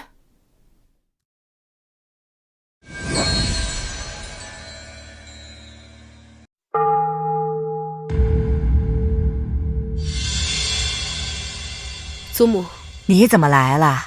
坐吧。祖母，前几日下了大雪，百姓受了灾，所以大伯母叫我出去施善粥。哦，你出身吴郡望族，这点小事能办好的，你大伯母识人，有眼光。祖母信任我，我是绝对不可能出岔子的。只是今天早上起来翻了翻黄历，发现是梅花娘娘过寿呢。是吗？是啊，从今时起，梅花娘娘下凡，直到立春才归。我想着这样隆重的日子，祖母您礼佛，也许更愿意自己亲手做一些善事呢。啊，我不是要祖母出去施善粥，天这样冷，您怎么受得住呢？您只要去大厨房搅搅大锅粥就行了。我已经派人出去传话了，说今天是国公府的太夫人亲自祭梅花娘娘做善事呢。唉，我们周氏低调惯了，往后不可传这样的话，兴师动众。哎，谨遵太夫人教诲。太夫人，外面传说您今日祭梅花娘娘，荣王府的太妃特地送了一些香烛薄礼。啊，咱们与荣王府邻近而居这么多年，有什么事太妃总是第一个捧场。连太妃娘娘都惊动了，祖母休想推脱。去给太妃送一份回礼吧。是。走吧，去厨房瞧瞧。好些年没有熬过粥了。是。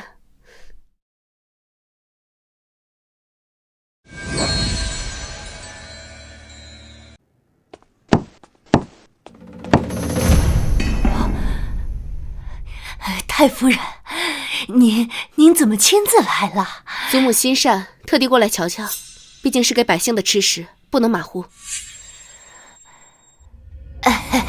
祖母，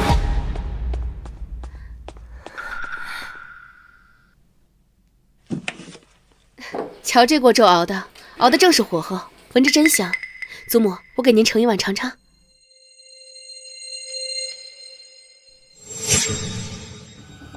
来，给您。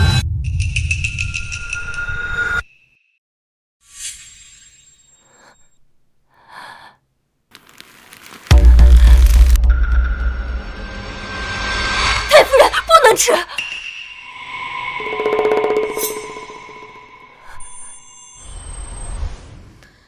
再有一会儿就该施粥了，一旦施发下去，尝了的人就会发现有问题。到时候再想更换，也来不及了。母亲，这样会不会太铤而走险了？如果这个粥被百姓吃出什么问题，或者及时撤粥没有按照约定施粥，都会让国公府背负骂名的。那些个穷人骂上两句，动摇不了国公府的根基，但是失了面子，太夫人一定会找人发作。只要赶走了程昭，明日我再重新施粥，名声不就挽回了？可是，行了。都像你这样瞻前顾后，如何掌管这偌大的国公府？你还年轻，缺少经验，往后跟着我好好学吧。是。大夫人不好了！何事匆匆忙忙连滚带爬的？太夫人进了厨房，还要喝粥。什么？怎么会惊动了太夫人？那她尝了吗？临到嘴边的时候被刘妈妈叫停了，可这么一来，事情就全都败露了。糟了，快！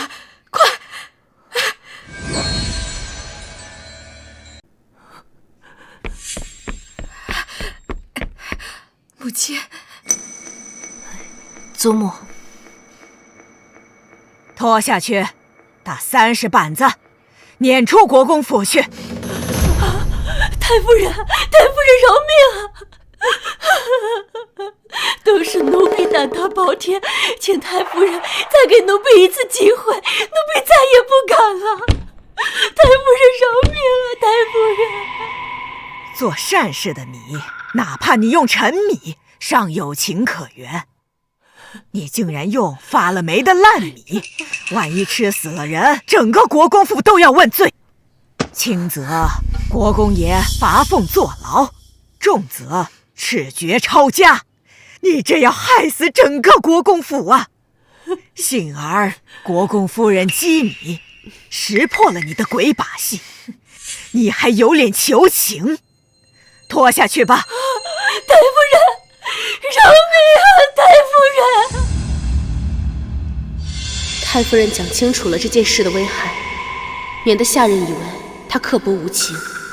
同时，她又把我推了出来，这样大夫人只会记恨我。好手段！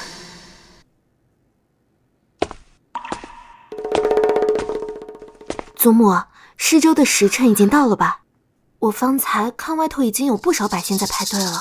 若是要重新熬粥，定要耽搁许久，能来得及吗？百姓们等得久了，肯定会有不少的抱怨。可现在又有什么办法呢？是呀，此等大事，提前就该检查仔细，至少可以避免现在手忙脚乱。国公夫人第一次负责这样的事，难免有些疏忽。我们让管事的出去解释一下，让百姓们再等等。也只能这样了。来人，叫管事。祖母，不用劳烦管事了，粥我已经准备好了。不可能，你哪来的粥？这厨房根本没有其他粥了。国公夫人，莫不是你怕祖母怪罪你管事不力，故意这么说吧？还是说你想用这些发了霉的粥滥竽充数？发了霉的粥一旦施发下去，祸害无穷。方才祖母已经说清要害了，谁会蠢到再拿他们去试粥？淑夫人，你这话招笑了。想趁机踩我一脚，没门儿！国公夫人的粥从何而来？刚才刘妈妈阻止您喝粥的时候，孙熙就意识到这粥有问题，故而第一时间吩咐婢女去想办法。先前我听说我娘家这2日也打算试粥，我便让婢女前去借了几桶米粥过来应急，这样不至于耽误约定的时间，再重新熬煮新的也来得及。你想得很周到。这也多亏了我娘家离得近。可是这么一来，会不会让亲家看了笑话，传出去落人画饼啊？那大伯母有更好的办法？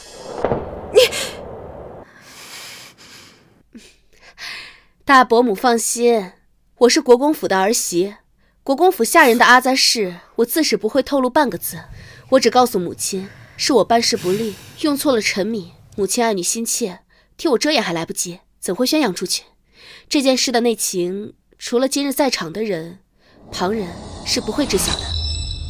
国公夫人做得很好，替咱们免了一桩大祸。我要重赏你，回头从我的库房支出50两金叶子，留着过年赏人吧。多谢祖母。新的粥也重新熬上吧，莫要再出差池。您放心，像我们这样的人家，若不是有心使坏，是不会留霉米在库房的。就连库房的老鼠，那也是喂得饱饱的。说起来，这么多霉米怎么会进入府里啊？孙熙觉得门房也疏于管理，许是大伯母事务繁多，难以兼顾，不如把门房也一并给孙熙管了。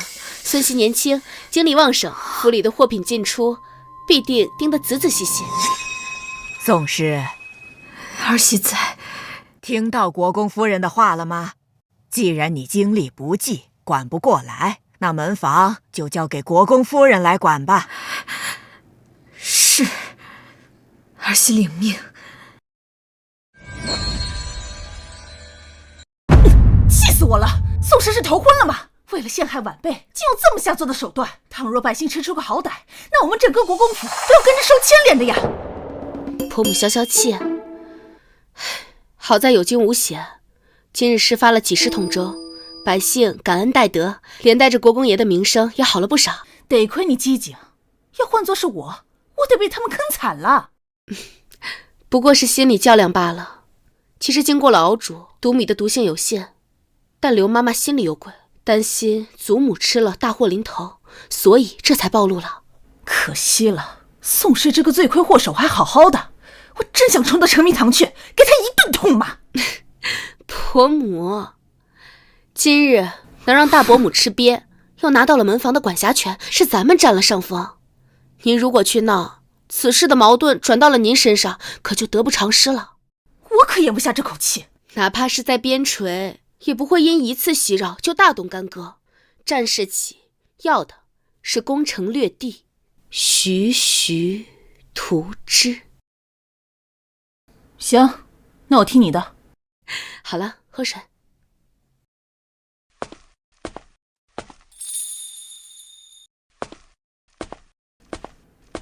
哟，你可算是回府了，这么些天没个人影，上哪儿去了？住在我自己的将军府了，公务繁忙，那里离宫门更近些。那你可错过热闹了。府里的事情我也略有耳闻，来的路上听说大伯母去给太夫人请安，被晾院子里了。真的？您没去闹事吧？切，你少瞧不起我。这件事儿闹了对我们二房没好处，我才不去呢。母亲竟也学了些城府。那是儿媳妇教得好，她呀可比你会教，你总是高深莫测的，我都听不懂。哦，您这个儿媳妇儿就那么好啊？那当然，谁都比不上她，遇到任何事都能从从容容，游刃有余，厉害着呢。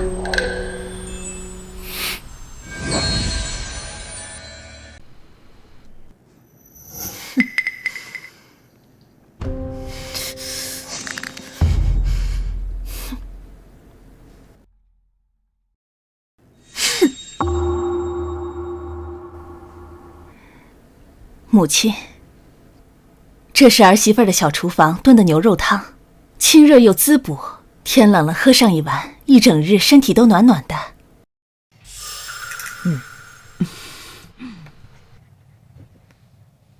老儿媳妇，你长进了。孝顺婆母是儿媳该做的，我也是自己当了婆婆，才懂得不少的道理。你能明白就好。咱们婆媳这么多年，我受了你多少抱怨。又真这死畜。那汤已送到，母亲慢用，儿媳就先告退了。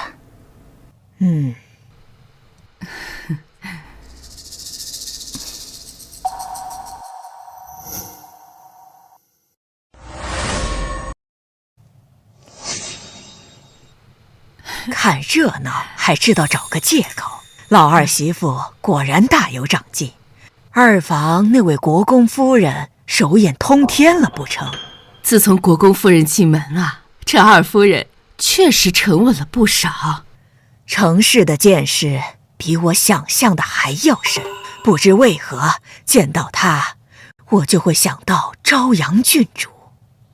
是你多想了，朝阳郡主已死，陈年旧事早都埋进土里了，国公夫人和他没有牵扯。唉，但愿吧。国公爷身边的小厮南风让人来传话，说今晚在农华院用晚膳。我要去绛云院，让国公爷直接去绛云院用晚膳吧。您不想他来？陪公婆吃饭也是尽孝。秋白，你去跑一趟，就跟国公爷说，让他直接去绛云院用晚膳。是。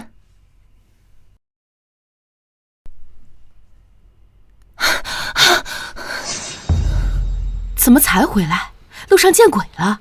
南风不让奴婢进去，说国公爷在歇息。奴婢觉得一来一回耽误时间，就在墙角等。可谁知看到大少夫人从陈慧院出来，就她一个人。少夫人，大房一直有奸逃的心思，若是您将国公爷推了出去，让大夫人捡了漏，得不偿失。要不是为了夺得国公府，我只想一棍子把他打出去。老奴知道你委屈，可为了权势罢了。我待会儿见了他，会忍让3分的。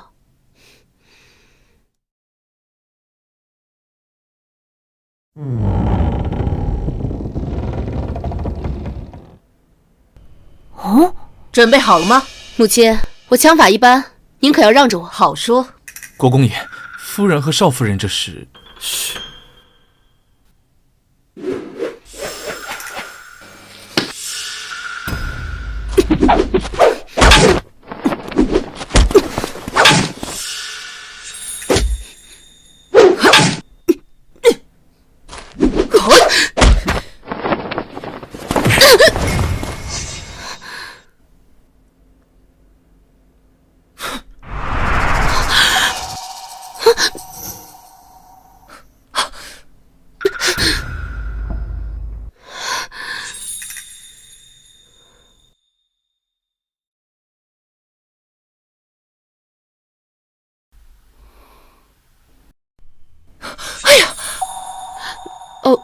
无啊，我方才就感觉发际要散了。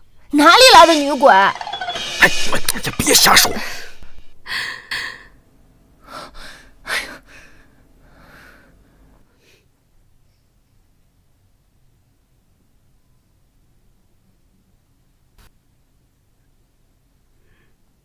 爹，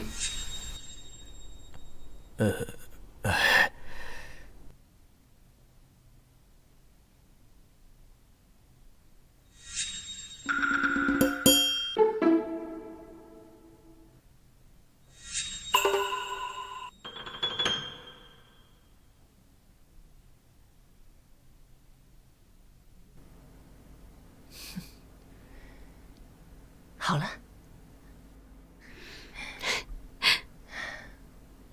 多谢母亲。你记这些无用的东西做什么？你还想帮他挽头发不成？要你管！不说话，没人把你当哑巴。爹啊，什么时候把三哥过继去长房？你说什么？娘，祖母想把三哥过继去长房。该过继也该过继你才是啊！你还没籍贯，国公爷都是大人了，哪有过继大人的道理？怎么回事？没事，是一些离谱的谣言，只有小孩子才会信。你们是不是有事儿瞒着我们婆媳俩？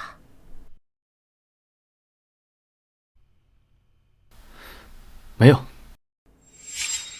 给我过来！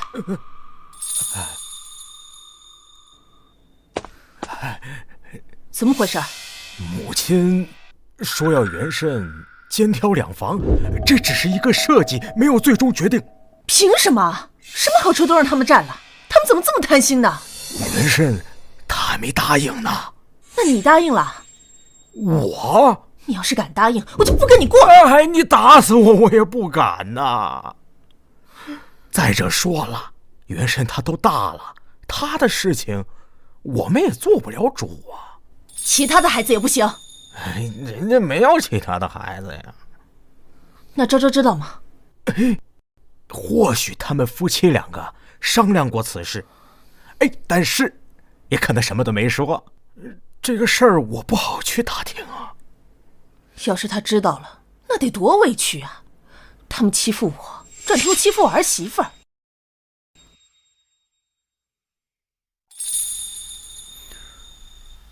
我不饿，我还有公务在身，你们吃吧。国公爷，今晚歇在哪里啊？农华院。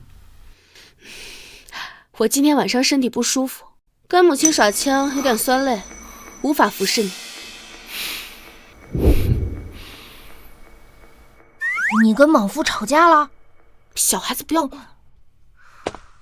这破天气又下雨。少夫人是去了哪里啊？穿戴如此寒酸。谁在问我？你瞧不见我？这青天白日的，莫不是瞎了？我眼睛太高、太小、太矮的东西，自然是瞧不见。你羞辱我！你这是在羞辱太夫人，羞辱陛下！你是太夫人的什么人？又是陛下的什么人？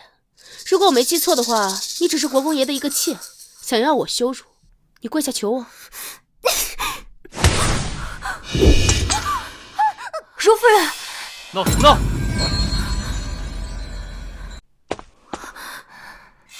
三哥，他推搡我，又羞辱我。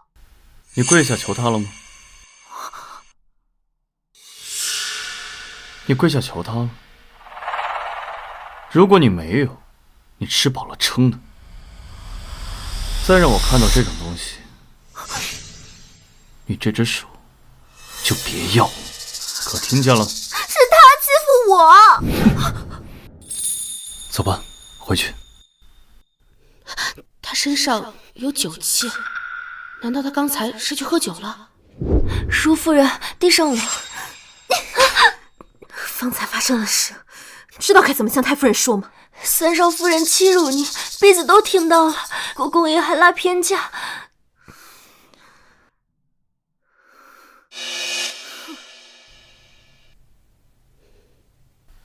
上次我爹的话，你听到了吗？书房那次吗？我听到了。今日你的丫鬟为何在书房外偷窥？是我没有管好自己的人，对不起，下次不会了。以后如果你有什么想知道的，你可以直接找我。国公爷，我们都是晚辈，有很多事情是做不了主的，我能理解。或者说，你有什么想告诉我的吗？没有。爱说不说，不说拉倒。妾身困了，先歇下了。国公爷自便。我不会见掉两房，更不会跟大嫂牵扯不清。国公夫人只会有一个。还困吗？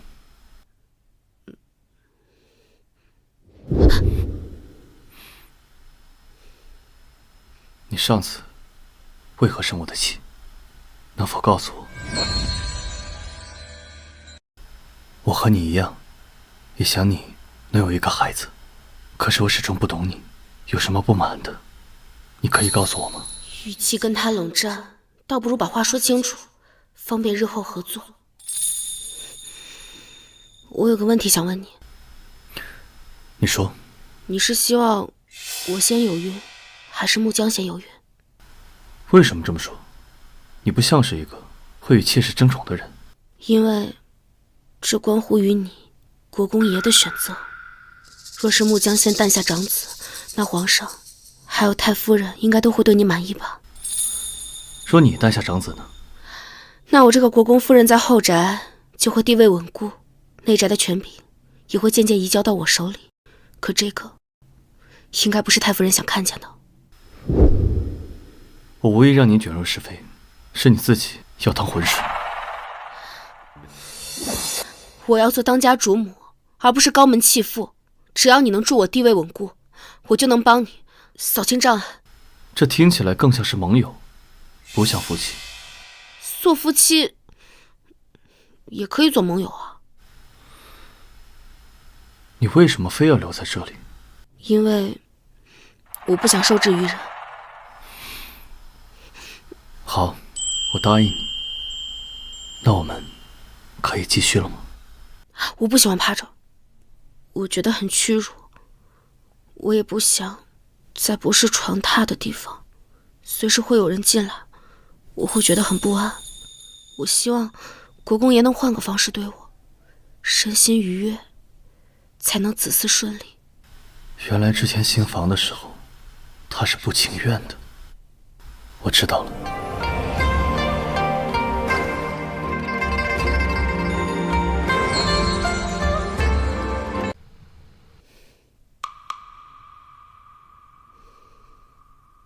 昨晚太放纵了。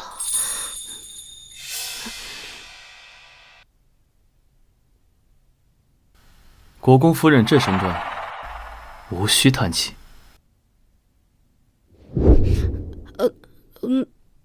国公爷公务繁忙，您先去忙吧。我先去晨晖院读书，有什么事情直接叫我。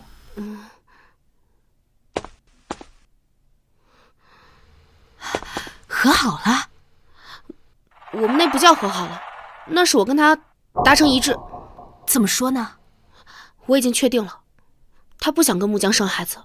木江是太夫人的人，恐怕连纳妾都非他所愿。只要他愿意配合我，我就能赶在木江之前诞下长子。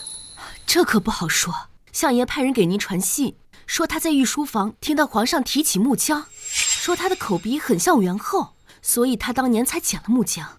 祖父还说了什么？皇帝如今想法极其混乱，他同国公爷说，叫他与木江快些生个儿子，若孩子像元后，他就要封那孩子为太子。开什么玩笑？那朝臣非撕了周延伸不可，这种话他总不会信吧？皇上已经册封了七皇子为太子，七皇子虽是嫡子，但是并不受宠，皇上对他多有不满。如果木江真的有了孩子，你派人去程家一趟，给母亲说，让她为我求一座送子观音，放在房间里，日日烧香供奉。是。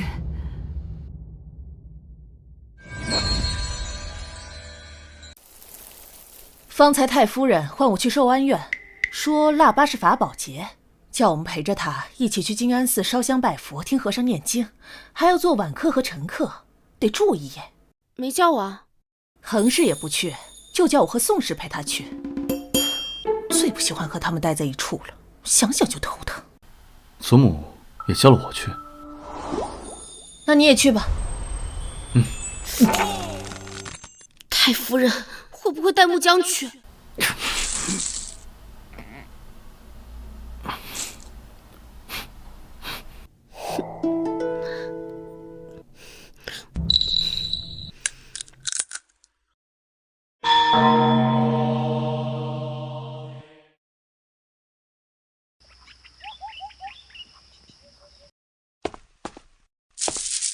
少夫人，太夫人他们一行从静安寺回来了。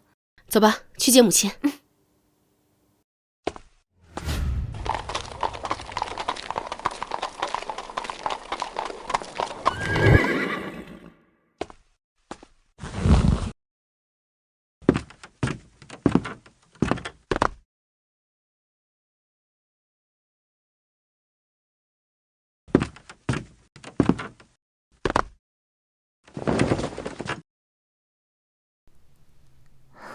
慢点。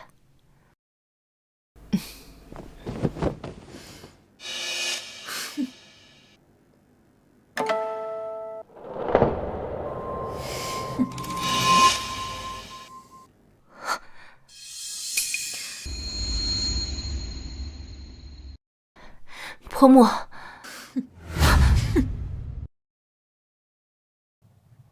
天太冷了，快进去吧。是。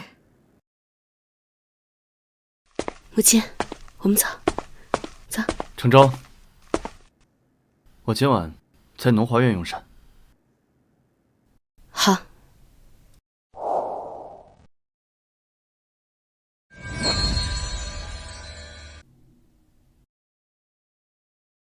母亲，发生何事了？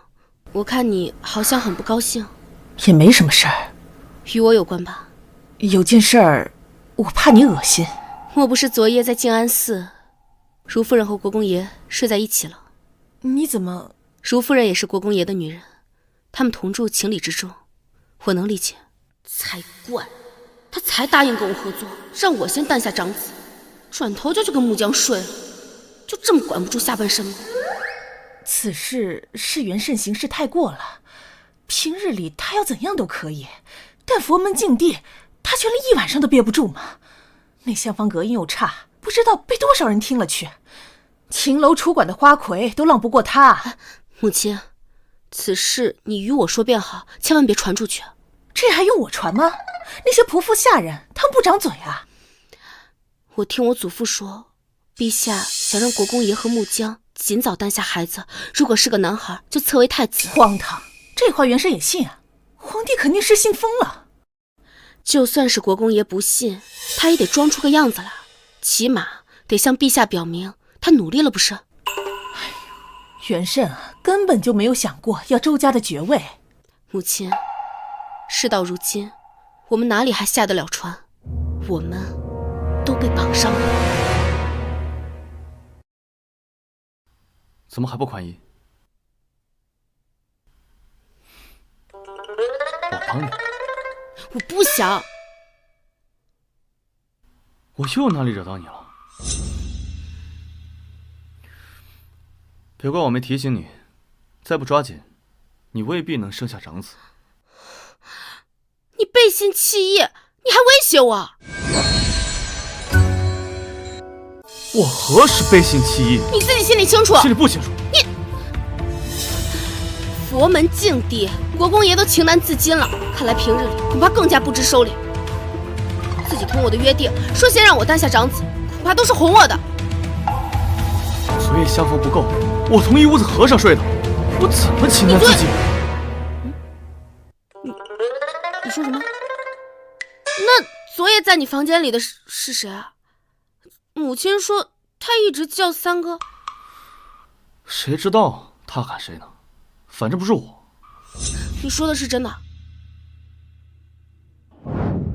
这件事情我有必要骗你吗？到底怎么回事啊？昨晚在寺庙做完晚课，我回到厢房，就闻到屋子里香味不太对，我这一时没找着根，也不方便大张旗鼓的追查，我就换了间小房睡。来，然后呢？然后我就不知情了。按照一开始的安排，木江是跟祖母睡一间房的。那昨天晚上在你房间里的人是谁啊？听说动静极大，很多人都听见了。我离得远，什么都没听到。难道是祖母的安排？她疯了吗？木江也知道她的安排？那你就要去问木江了。皇上说，只要你跟木江诞下皇子，就封为太子。太夫人该不会信以为真，才胆大妄为的吧？国公夫人的消息还真是灵通啊。木江要是真怀孕了，你怎么确定她孩子不是你的？我当然可以确定，我与她从来没有同房。你跟她从未同房过？怎么可能？你之前在丽景院住了那么多次。她丽景院院子又不是只有一间房。我还以为，怪不得祖母定是有所察觉，所以才要去动手，想逼你跟木江圆房。结果没想到你压根没住那个房子。那他不怕你说出去啊？这可是在混淆国公府的子嗣啊！因为他知道我什么都不会说。这又是为什么？该不会昨夜的人身份特殊？难道是皇上？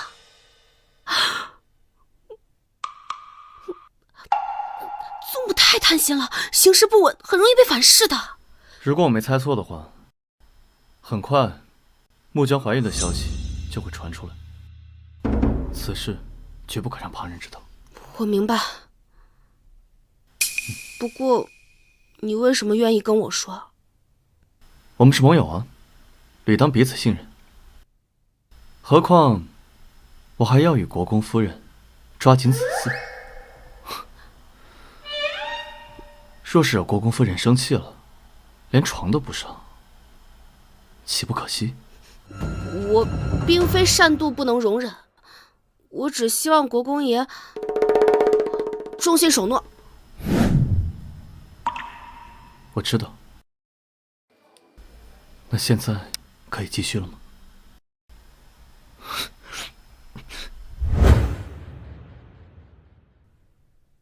祖母，坐吧，有大喜事要宣布。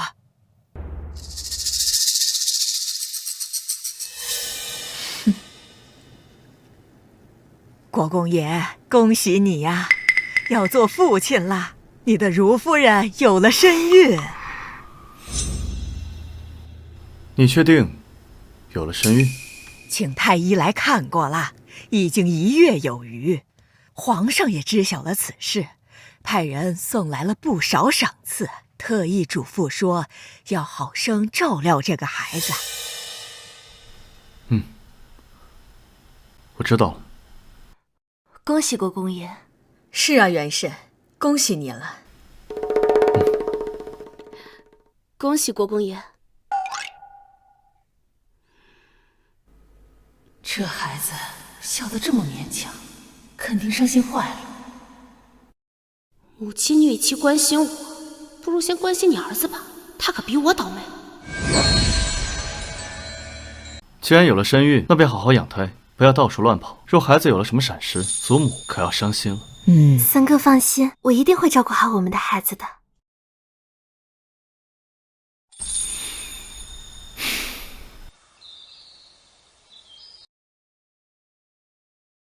想说什么你就说。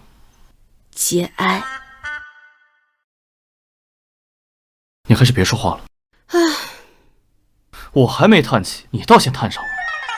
我是在想，为何木江一夜就中招？我们都那么多次了，还是不是不行啊？别以为我不知道你在想什么。明日我带五弟回程家，国公爷可要同去。祖父一直想跟你聊聊。行，那便一同去。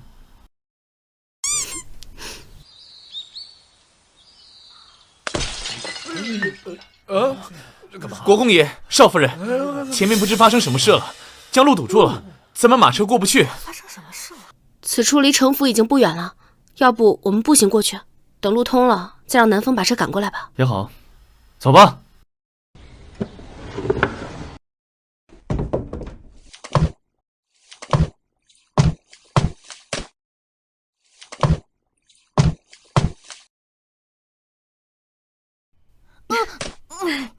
我不是小孩子了，不用你抱，我也自己能走。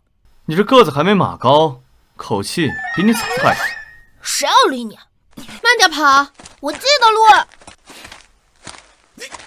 你这个奸商，居然就发了霉的药才卖给我，害得我娘喝了药之后吐血不止，当场就死了。我定要你偿命！行，再来闹事儿，我让人打断你的腿！发霉的药才。别看，小心！快别看了，元气，元气，元气！都说小孩子受到过度惊吓时就很容易发烧，这一次是他第一次看到当街杀人，可能是吓坏了，所以才会高烧不退。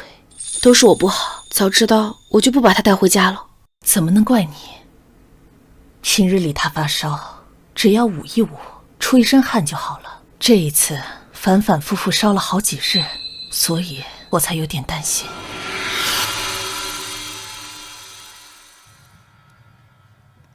元琪还好吗？母亲，我听说元琪烧了好几日还不见好，怎么病成这个样？你要好生照顾着。祖母、母亲，我知道你们都心急，只是这病来如山倒，病去如抽丝，大家都慢慢来。元琪这孩子多智近妖，但愿他能熬过这一劫。是啊，得快些好起来。像当初我儿元成不行的时候，就是这样频频发烧。母亲，武帝会好起来的。少夫人，你母亲托人传话说小孩子神魂不稳，夜里可以找一个身体强壮的人陪着，能镇住魂魄。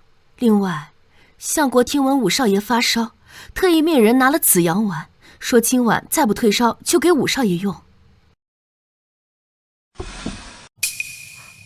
看来祖父是真心疼爱元琪。程家为了给程昭铺路，还真是不遗余力，连世间罕见的救命药都送了过来。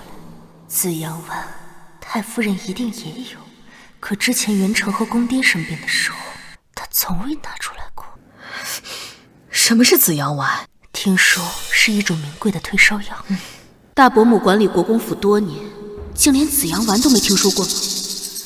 要是她知道太夫人有药，当初却不救她的丈夫和儿子，不知作何感想。祖母、大伯母、大嫂，坐吧。元琪怎么样了？国公爷陪着睡了一觉，发了些汗，现下已经退烧了。哦，那就好。哦，对了，母亲让我将紫阳丸还给祖父，再从库房里挑几样礼还回去，所以特意来跟祖母请示一声。这等小事你们做决定就行。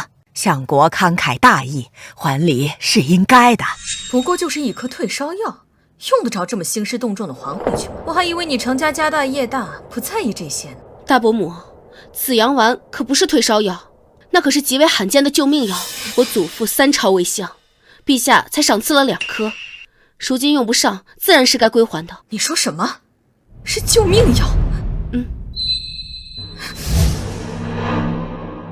程家有这样的药，太夫人是否也有？说她有，当初看着我丈夫儿子濒死，为何见死不救？你不是跟我说紫阳丸是名贵的退烧药吗？怎么没告诉我那是可以救命的药？儿媳不太清楚。你说太夫人那里有没有这种药？皇上那么敬重她，关爱她，连丞相国都给了，不会不给她。这个儿媳也不太清楚，但我觉得祖母她没有这种药。对，应该是没有的，否则那是她的亲儿子、亲孙子，临死之际她怎么会不拿出来？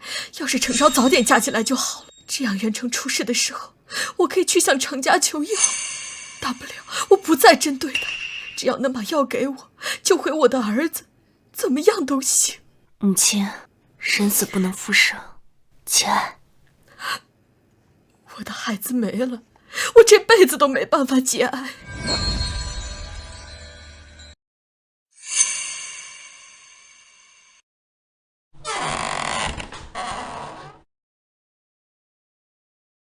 夫人，夫人，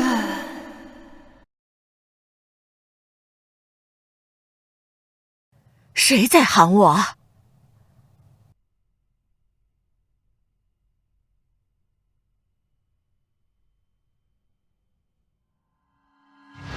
我是朝阳郡主，你害得我好惨啊！你害死了我，我找你索命来了！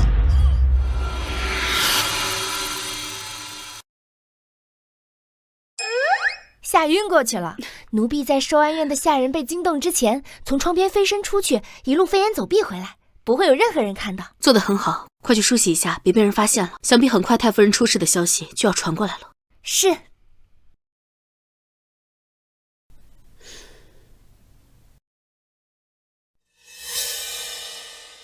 少夫人，寿安院出事儿了，让你赶紧去寿安院。来了，我马上过去。母亲，来。这是怎么了？白天还好端端的，怎么到了夜里就发烧了？还在说胡话。这老奴也不知道怎么回事。当时老奴在隔壁睡着了，门口是一个丫鬟守着，打了个盹儿，就忽然听见房间里头有叫声。当他进去的时候，老夫人已经晕倒了。大夫已经扎过针了。太夫人意识清醒了几分，嘴里不停地念叨：“别杀我。”大夫说：“没准是梦魇了。”谁知道是不是亏心事做多了？早知太夫人受惊发烧了，我就不把紫阳丸还给祖父了。祖母年事已高，也不知道经不经得起发烧。啊，紫阳丸！哎呀，你看这老奴。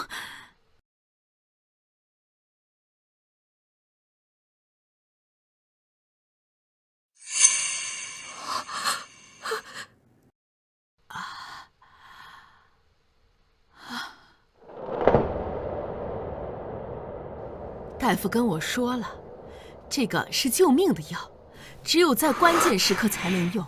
但愿他用了此药能恢复健康。紫阳丸，他果然有紫阳丸，他为什么只给自己留，不给我儿子用？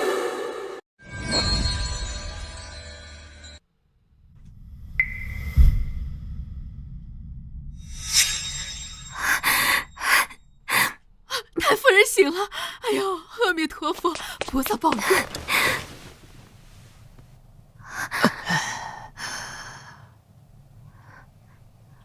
祖母，你还好吗？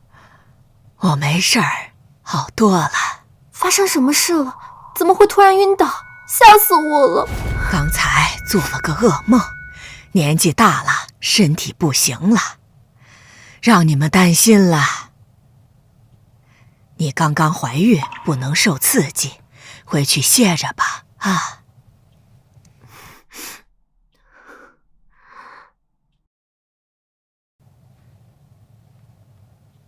你们也都回去吧，我已无大碍。这药的效果竟这般好，你才刚刚服下就清醒了过来。当初元成高烧的时候，你为什么不把紫阳丸拿出来？母亲，您糊涂了，慎言。走开！元成是你的丈夫，他本可以不用死的。如果他当初发烧的时候，他把紫阳丸拿出来，元成一定可以退烧了。宋氏，你在胡说八道些什么？我胡说？我的儿子，他也是你的孙子，他也是周家的骨血啊！你既然有这保命的神药，宁可自己留着，也不肯分一颗给他。你的心是石头做的吗？不要说，竟然眼睁睁看着他去死！环氏，你婆婆得了疯癫，快把她带下去！滚开！元气发烧，程家作为亲家，都愿意拿一颗药出来给他保命，而你呢，这样无动于衷。你的心是石头做的吗？好，你不愿拿药出来救你的孙子，那你亲儿子呢？他可是你的亲儿子，你竟然也可以这样眼睁睁地看着他去死！如果不是你，我有机会守寡。我从未见过这个世上有你如此这般心狠的母亲。住口！来人，把他给我拖下去！宋氏这是失心疯了，既然疯了，就不能把他放出来咬人，把他给我关起来，没有我的允许，不许把他放出来！放开我！太夫人，你不得好死！不得好死！放开我！疯了，他疯了！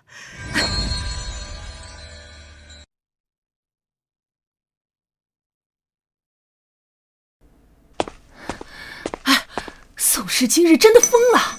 平日里他对太夫人毕恭毕敬，连说话大声都不敢。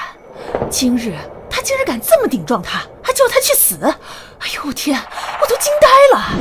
大伯父和他儿子的死，一直都是大伯母心中的一根刺。以前不知道有紫阳丸这种救命的药，就可以一直糊涂下去。现在突然发现有这种救命的药，太夫人却没有拿出来给他们用。对于大伯母而言，无异于太夫人又杀了他们一次，她自然是接受不了的。哦，这么看来，太夫人的确是太无情了，自己的亲儿子亲孙子都不管不顾。这药再贵，能贵得过人命啊？哎，他对长房都是如此，对我们二房就更不用说了。昨日程家拿了药过来，他也是只字不提的。我看天色也不早了，元气也刚退烧，母亲这几日照顾她也累着了，要不早点休息。行，那你们快回去吧，我就不送了啊。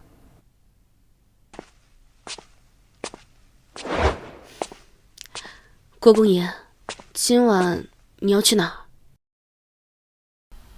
哦，去你那里吧。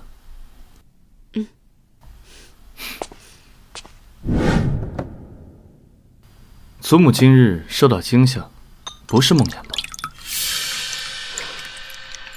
这个你可能要问祖母，我不太清楚。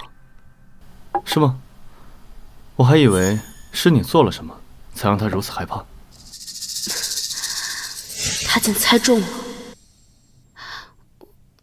国公爷说笑了，祖母可是国公府的顶梁柱，我一个心腹怎么可能对她做什么？国公夫人聪慧无双，连手下的婢女也是人才济济。真要是装神弄鬼，凭你的本事，不算难事。国公爷是在诘问我。方才在寿安院，你一直在观看宋氏的反应，紫阳丸也是你提起的。今日的风波皆是因紫阳丸而起。程昭，你的嫌疑很大。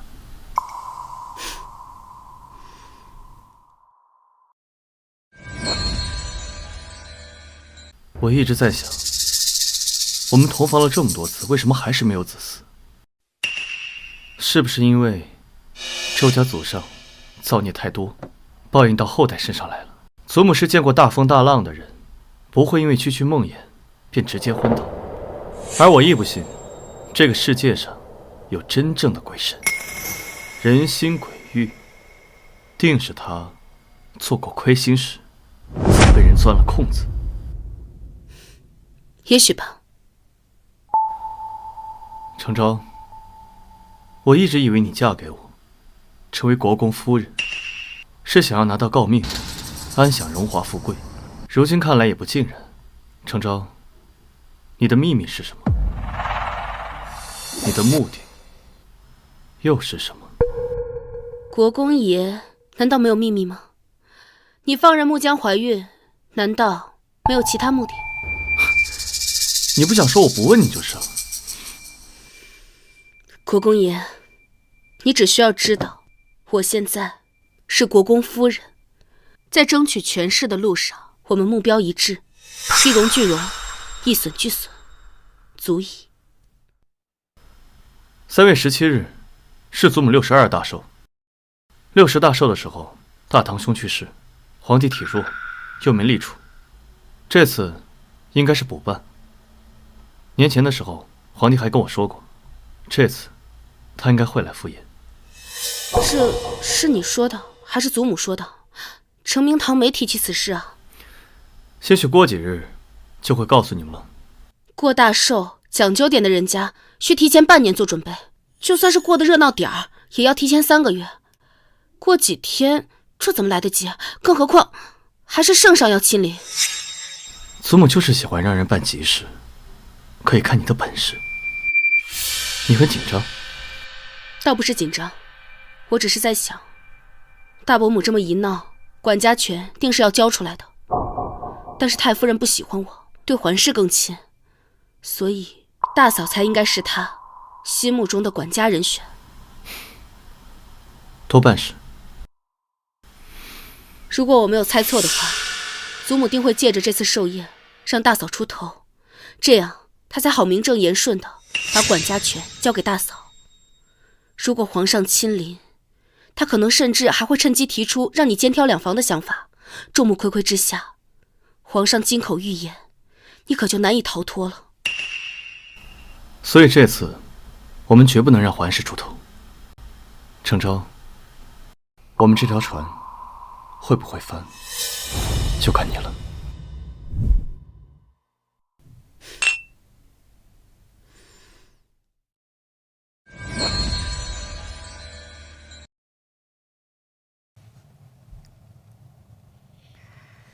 你婆婆情况怎么样？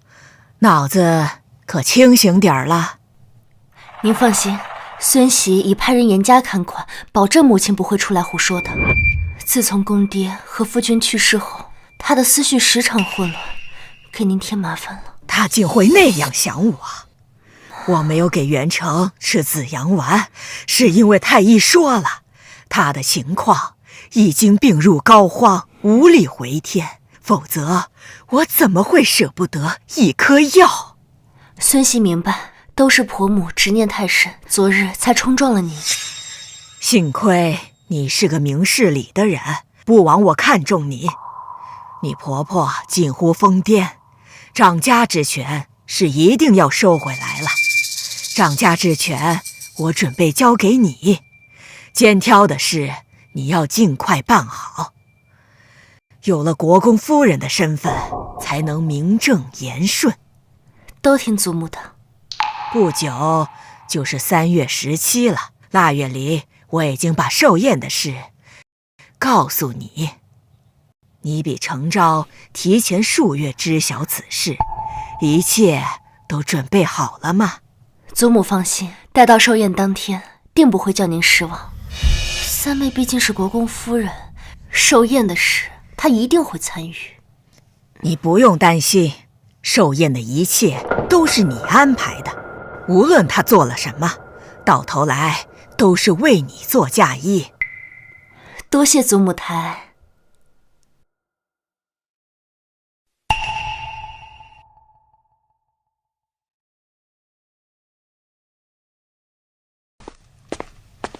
祖母，今日找你们来是有件事跟你们说。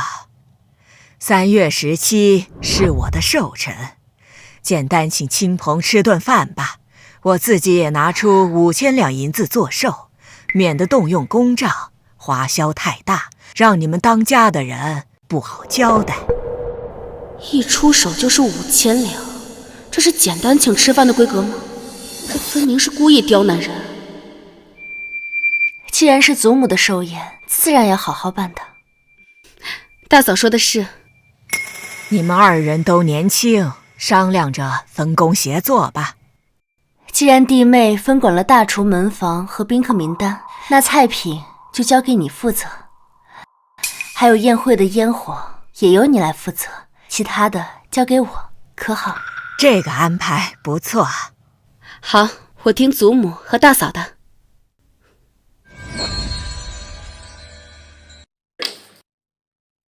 他们叫你负责烟花？是啊，有何不妥？祖母身份特殊，皇帝很可能会将太子一并接来。若太子真来贺寿，这烟花不能放。过年的时候，太子一放烟花讨陛下欢心，炸伤了手，至今左手还有条伤疤。这件事我怎么从未听说过？此事瞒着，不但是帝后不让说，连郭太师也不想传到朝堂，对太子不利，会让朝臣觉得太子不可靠，不可以信任。所以说，烟火是太子禁忌，皇帝未必喜欢。若真放了，很容易得罪他们，吃力不讨好。可若是不放的话，节目就空出来了，很容易冷场，而且到场的其他宾客会嘲讽我们小家子气，这其中的内情还不能大张旗鼓地跟别人解释。所以你要想办法，既不冷场，又要热闹壮观，而且不得罪人。太夫人和大嫂一肚子坏水全用我身上了，需要我帮你吗？我倒是有个法子，或许能解决眼前的事情。不需要国公爷做什么，只需要借我点人手。人手？管够。大嫂，这是宾客名单，还有菜谱，我已经拟好了，你过目。不到1日的功夫，他竟能把所有名单都罗列出来，这怎么可能？我看看。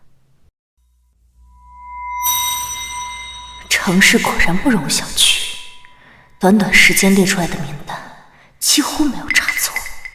其中有2位不来了，我又加了几个，就按这份名单去发请帖吧。好。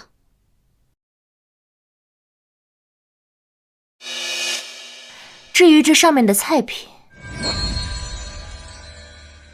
罗汉乾坤和芙蓉羹可是素菜的大菜，素火腿和素烧鸡简单些。弟妹，这芙蓉羹可不好做，祖母可是吃过金安寺的，如果做得不好，不如换一道菜。京中的名门贵族最好攀比，这道菜工艺繁琐，耗时费力，上了就是地位尊荣的象征，不上则容易落面子，落人口实。这等能出风头的机会，我可不会让你。大嫂，如果没有芙蓉羹，那咱们这素菜可就平平无奇了。祖母这样好的日子，总不能凑合。这道菜可是金安寺的素斋招牌，只能用陈国公府的名义请寺庙大厨下山，凭程昭的身份可不够。弟妹，你若请不动大厨，我可以帮你向祖母说情。这么一来，功劳也是我的了。大嫂不用麻烦了，我已经让母亲写信给金安寺了，金安寺会派出大厨来我们国公府的。如此，甚好。这是程氏罗列的菜品。这芙蓉羹可不好做，除了金安寺，我没见过哪些地方能做好这道菜的。芙蓉花不是失色，就是蒸烂了。你没提醒程氏？程氏说他娘家人有人认识金安寺的人，可以请来大厨。程氏还有这等本事，那就交给他办吧。祖母，你不用担心，我说了，寿宴的一切都是你安排的。只要我当着宾客的面夸芙蓉羹，夸你办事能力强，这份殊荣就是你的。是。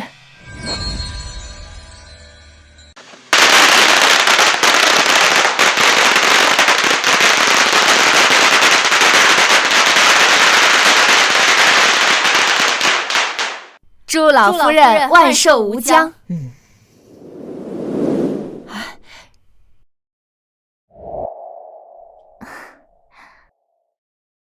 国公爷真是好福气啊！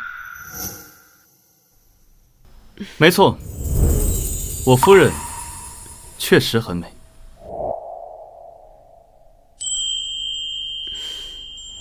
莽夫这是装糊涂吧？这客人分明是在说，莽夫很快就要肩挑2房，我们又要再多一位大嫂了。不能乱说，肩挑的事还没确定呢。你且看着吧，今日那么多人来，祖母肯定会让环氏出尽风头，到时候再顺理成章地提出肩挑，说不定趁着皇上在，连国公夫人的诰命都能替他请下来。但愿元胜和昭昭能有应对之策吧。里面坐吧。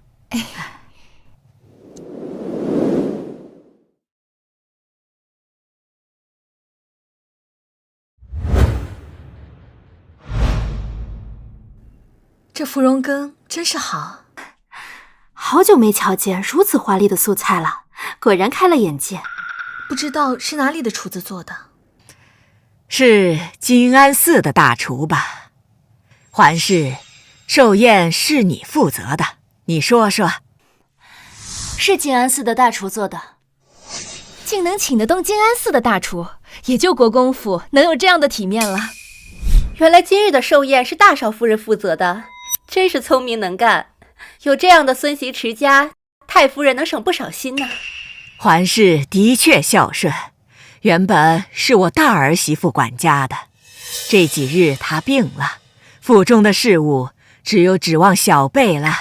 太夫人亲自盖章，如果程昭这个时候出来抢功，定会被人诟病没有规矩，嫉妒心重。这个哑巴亏，他只能受着。这不是金安寺大厨做的。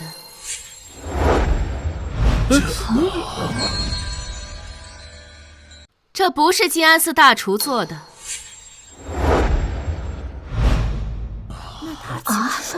那长公主是如何知道的？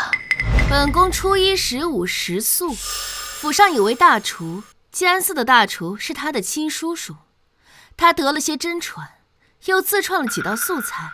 前些日子，金安寺的大厨得了风寒，不敢登门做菜。这不，国公夫人便差人问了本宫，借了本宫府上的厨子。我家厨子做的芙蓉羹，里面加了自创的花生酱，为豆腐增香。太夫人，您尝尝，是不是和之前在金安寺吃的不一样？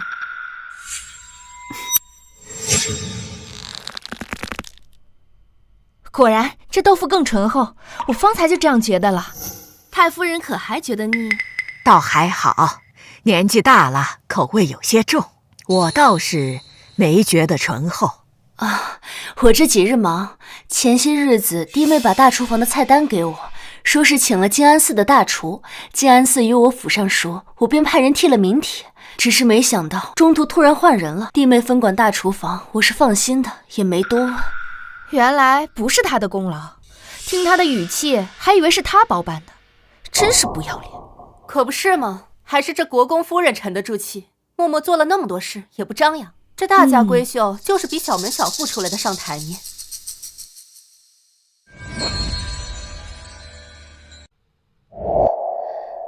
我知道这几日大嫂忙，所以就不敢拿这点小事去麻烦大嫂。祖母叫我管事，我自然是一人做事一人承担的，任何变故都要自己去解决，这才不辜负祖母的信任。程氏做得很好，这芙蓉羹好看又好吃，你办事祖母一向放心。祖母将门房还有大厨房都交于我，今日的烟火也交由我来办，自然是不能辜负您的厚望。他倒是聪明，向宾客们表明大厨房、门房上的功劳都是他的，夜宴的烟火也是他的，这几天市场出彩都是他的能力，与旁人无关。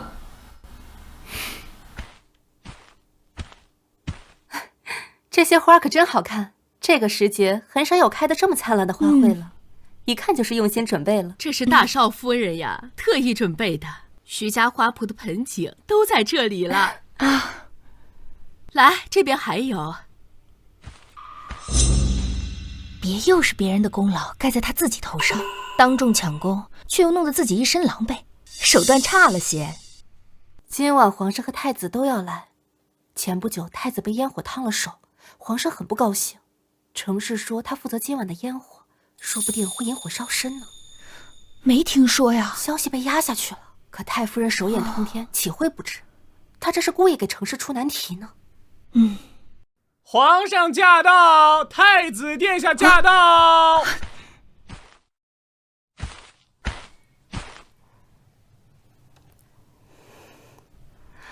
吾皇万岁万岁万万岁！都平身吧。谢皇上。今日是为国公府太夫人庆生贺寿，都平身，不必拘束，都坐吧。谢皇上。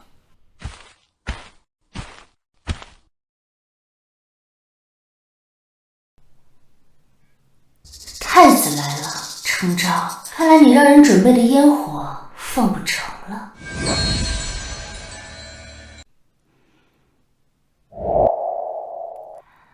跟我来一下。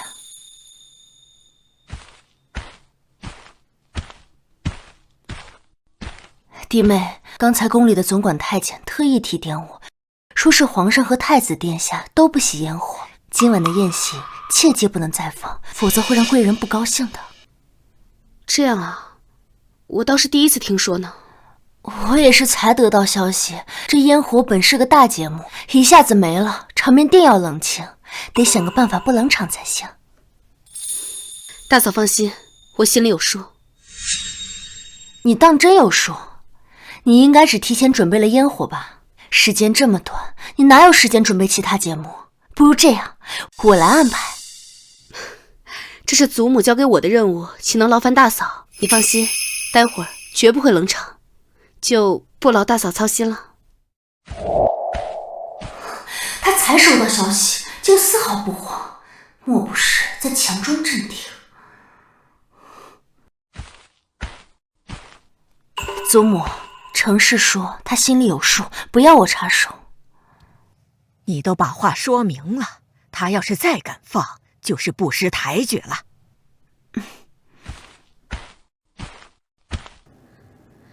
听说今日晚宴，国公夫人还准备了烟火。居然还要放烟火，这等俗不可耐的东西有什么好看的？果然，一听到烟火，太子就不高兴了。程氏要倒霉了。祖母体恤雪灾刚过，百姓辛苦，特意叮嘱今日的寿宴要低调从简，示意今日不放烟花。太夫人体恤民生，不愧为当朝诰命啊！皇上为灾情日理万机，老身自然为皇上分忧。虽然今日没有烟火，但妾身为寿宴准备了。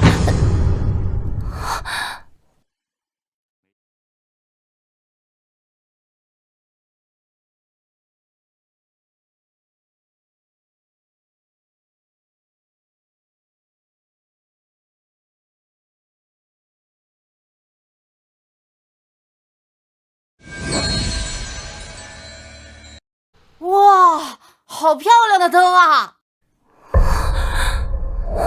所以他从一开始就没有准备烟火，而是准备了天灯。这些天灯都是谁准备的？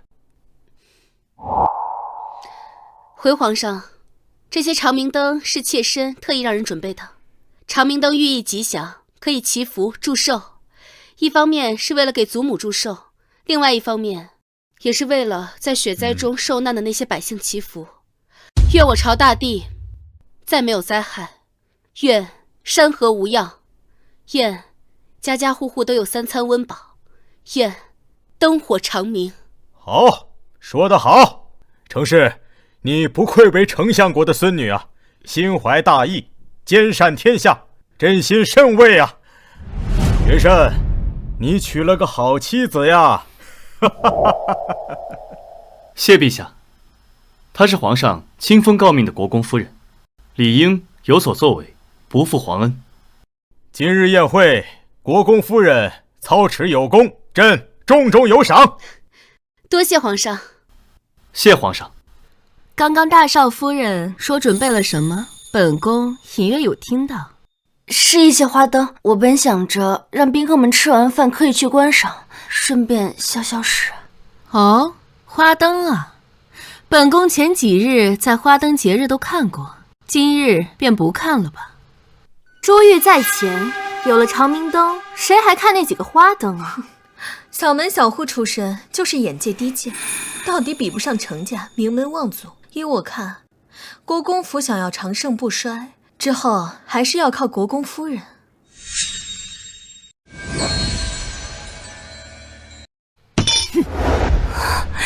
祖母，程氏命人筹备了1000盏长明灯，这么大的事，你竟然连一点风声都不知。昨日寿宴，我本想捧你出头，现在好了，他不仅名声大噪，还受到了皇上的封赏。从今往后，谁人不知道国公夫人的名号？孙媳也不知道，他事先埋得密不透风，程氏的城府太深了，孙媳被他摆了一道。昨日他风头无二，你却遭人嘲笑。1年之内，肩挑的事你就别想了，否则别人会说你德不配位，说我偏心盲目。是，退下吧，好好沉淀沉淀。既然知道自己技不如人，那就好好的历练打磨才是。是，孙媳告退。太夫人息怒，莫要动气，再伤了身子。程氏太过刁钻，如今他在府里的名声大涨，必须要狠狠地压制住他的锐气，否则难免失控。待如夫人生下长子，她一无所出，威望自然降了。不错，木江肚子里的孩子必须要顺利生产。你为这个孩子做足了准备，必须是个男孩。祖母，国公爷怎么来了？大伯母重病多日，听闻祖母一直想找人代为掌家。昨日宴席上，皇上对程氏赞不绝口，连今日在宫里还特意提到他。以孙儿之见，这掌家之事就交给程氏吧。程氏还年轻，没有经验，让他挑大梁传出去，别人会说我老太太欺负孙媳妇。怎么会？能为长辈分忧是他的福气，祖母不必为他担心，他精神旺盛的很。更何况我母亲也愿意为他帮衬。这对牌和账簿不急，让他歇几日。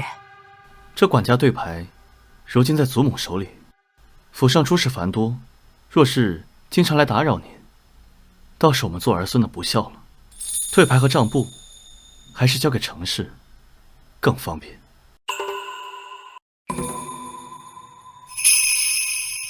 也好，嬷嬷把对牌交给国公爷，吩咐下去，从今往后国公夫人当家，都要敬重她。是。谢祖母。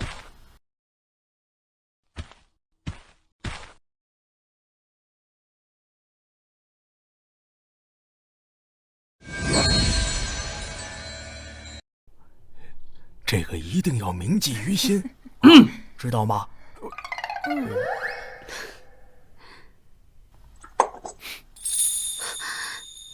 恭喜国公夫人拿到管家权。哎呀，太夫人居然真的舍得把管家对牌交出来了呀！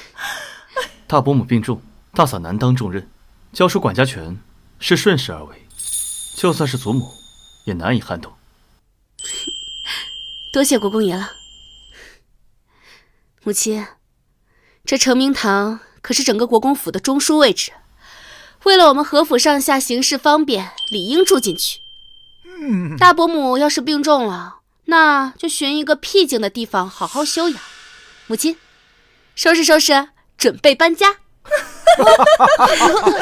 真是没想到啊！没想到有朝一日我也能住到承明堂去。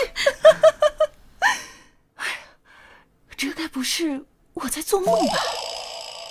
要不这样，你掐我一下，看看是不是在做梦。娘，您掐我做什么？哎呀，你三嫂细皮嫩肉的，我怎么舍得掐她？掐你一下，你又不会掉块肉。哼，那你怎么不掐莽夫？他更是皮糙肉厚。没大没小的，你叫什么莽夫呢？过来！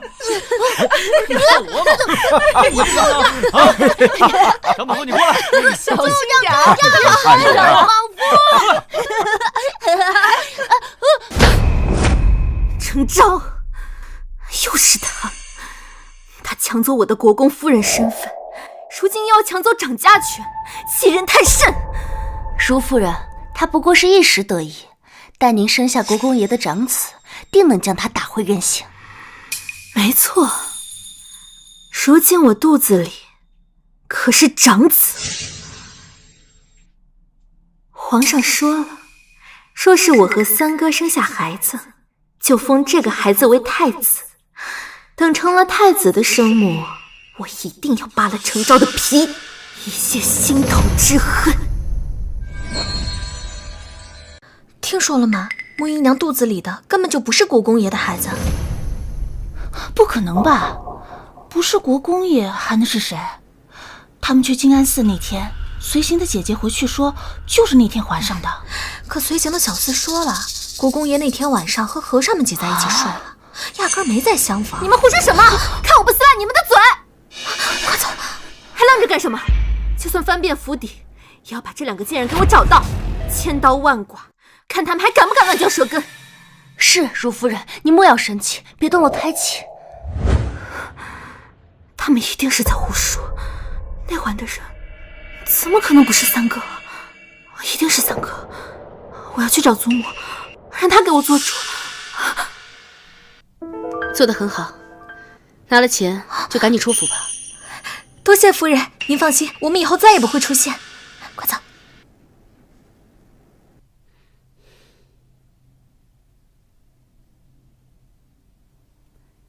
拿到了掌家权，行事果然方便多了。如今这府里上上下下都听您的调遣。如今大夫人被关了禁闭，环氏又郁郁不得志，太夫人手上最后一张牌就是那位如夫人了。要是这张牌再没了，那就是接连受挫，满盘皆输。好戏才刚刚开始，我就是要让他前功尽弃，满盘皆输。他们怎能那样胡说？祖母，我除了国公爷哪来其他男人？我要撕烂他们的嘴！你既然知道是胡说，又何必往心里去？好生养胎，不要想有的没的。祖母，那日在静安寺与我同房的人，真的是国公爷吗？当然是他，除了他，你还有旁人吗？我实在想不起来那天发生了什么，我当时也很迷糊。平日里国公爷也从不碰我，万一……没有万一，生下孩子，母凭子贵，你也不想永远低程氏一头吧？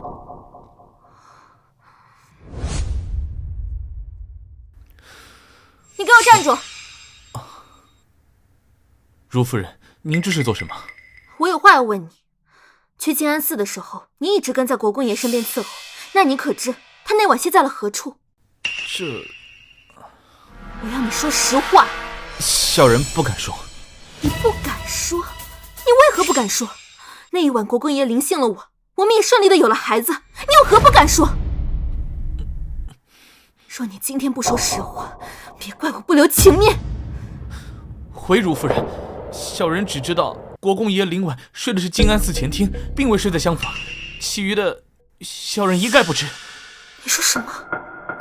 他没有睡在厢房？你胡说！你胡说！吵什么？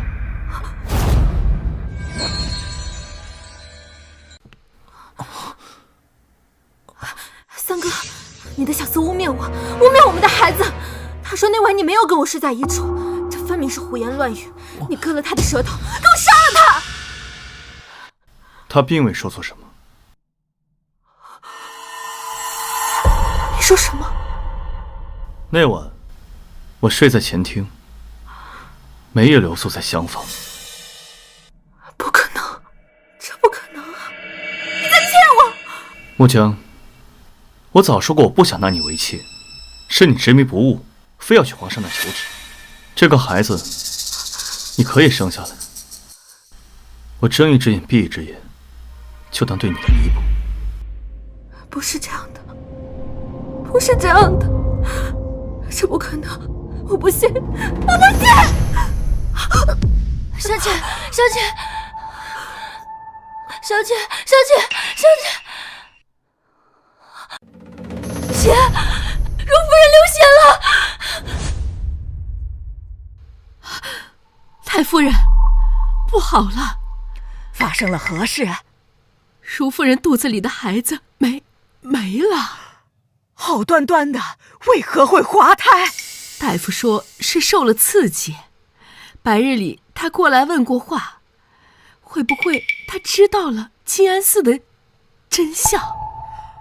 快扶我过去。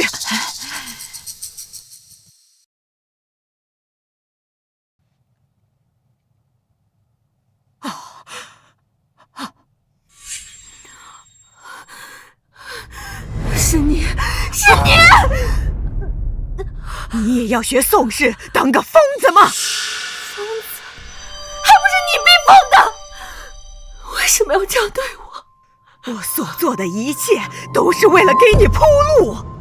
你是我一手带大的，难道我能害了你？为我好，就是不顾我的意愿，让别的男人玷污我，还让我像个傻子一样蒙在鼓里，让我满心以为我怀的是3个的孩子。是我不想让你怀他的孩子，是他不肯。你要怪就怪他冷漠无情，不肯给你机会，更要怪你自己无用。我恨你，我恨你！从今天起，你给我老老实实的待在这儿，什么时候想清楚了，什么时候出来。哼！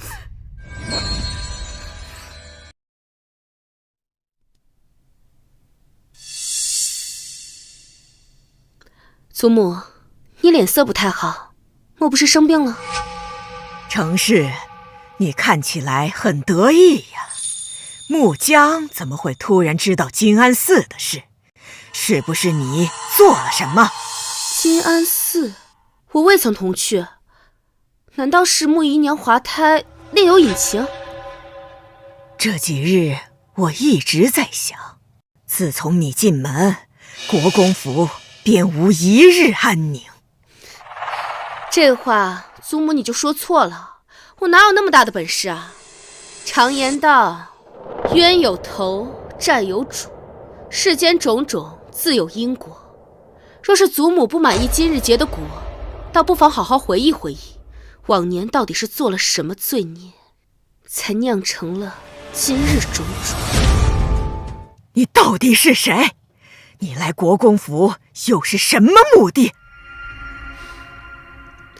祖母，您糊涂了，我是程昭呀。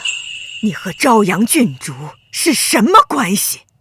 朝阳郡主，听起来似乎是一位故人，祖母怎么突然提起他来了？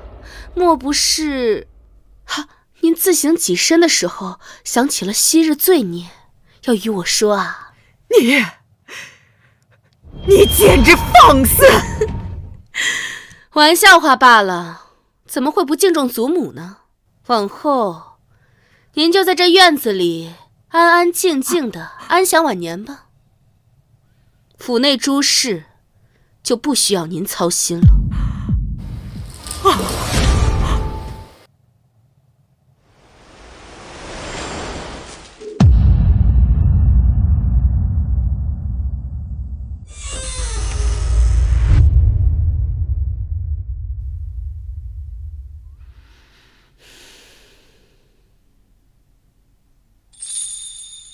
我说过的，得道者多助，失道者寡助，作恶之人终将反噬。这一局是我赢了。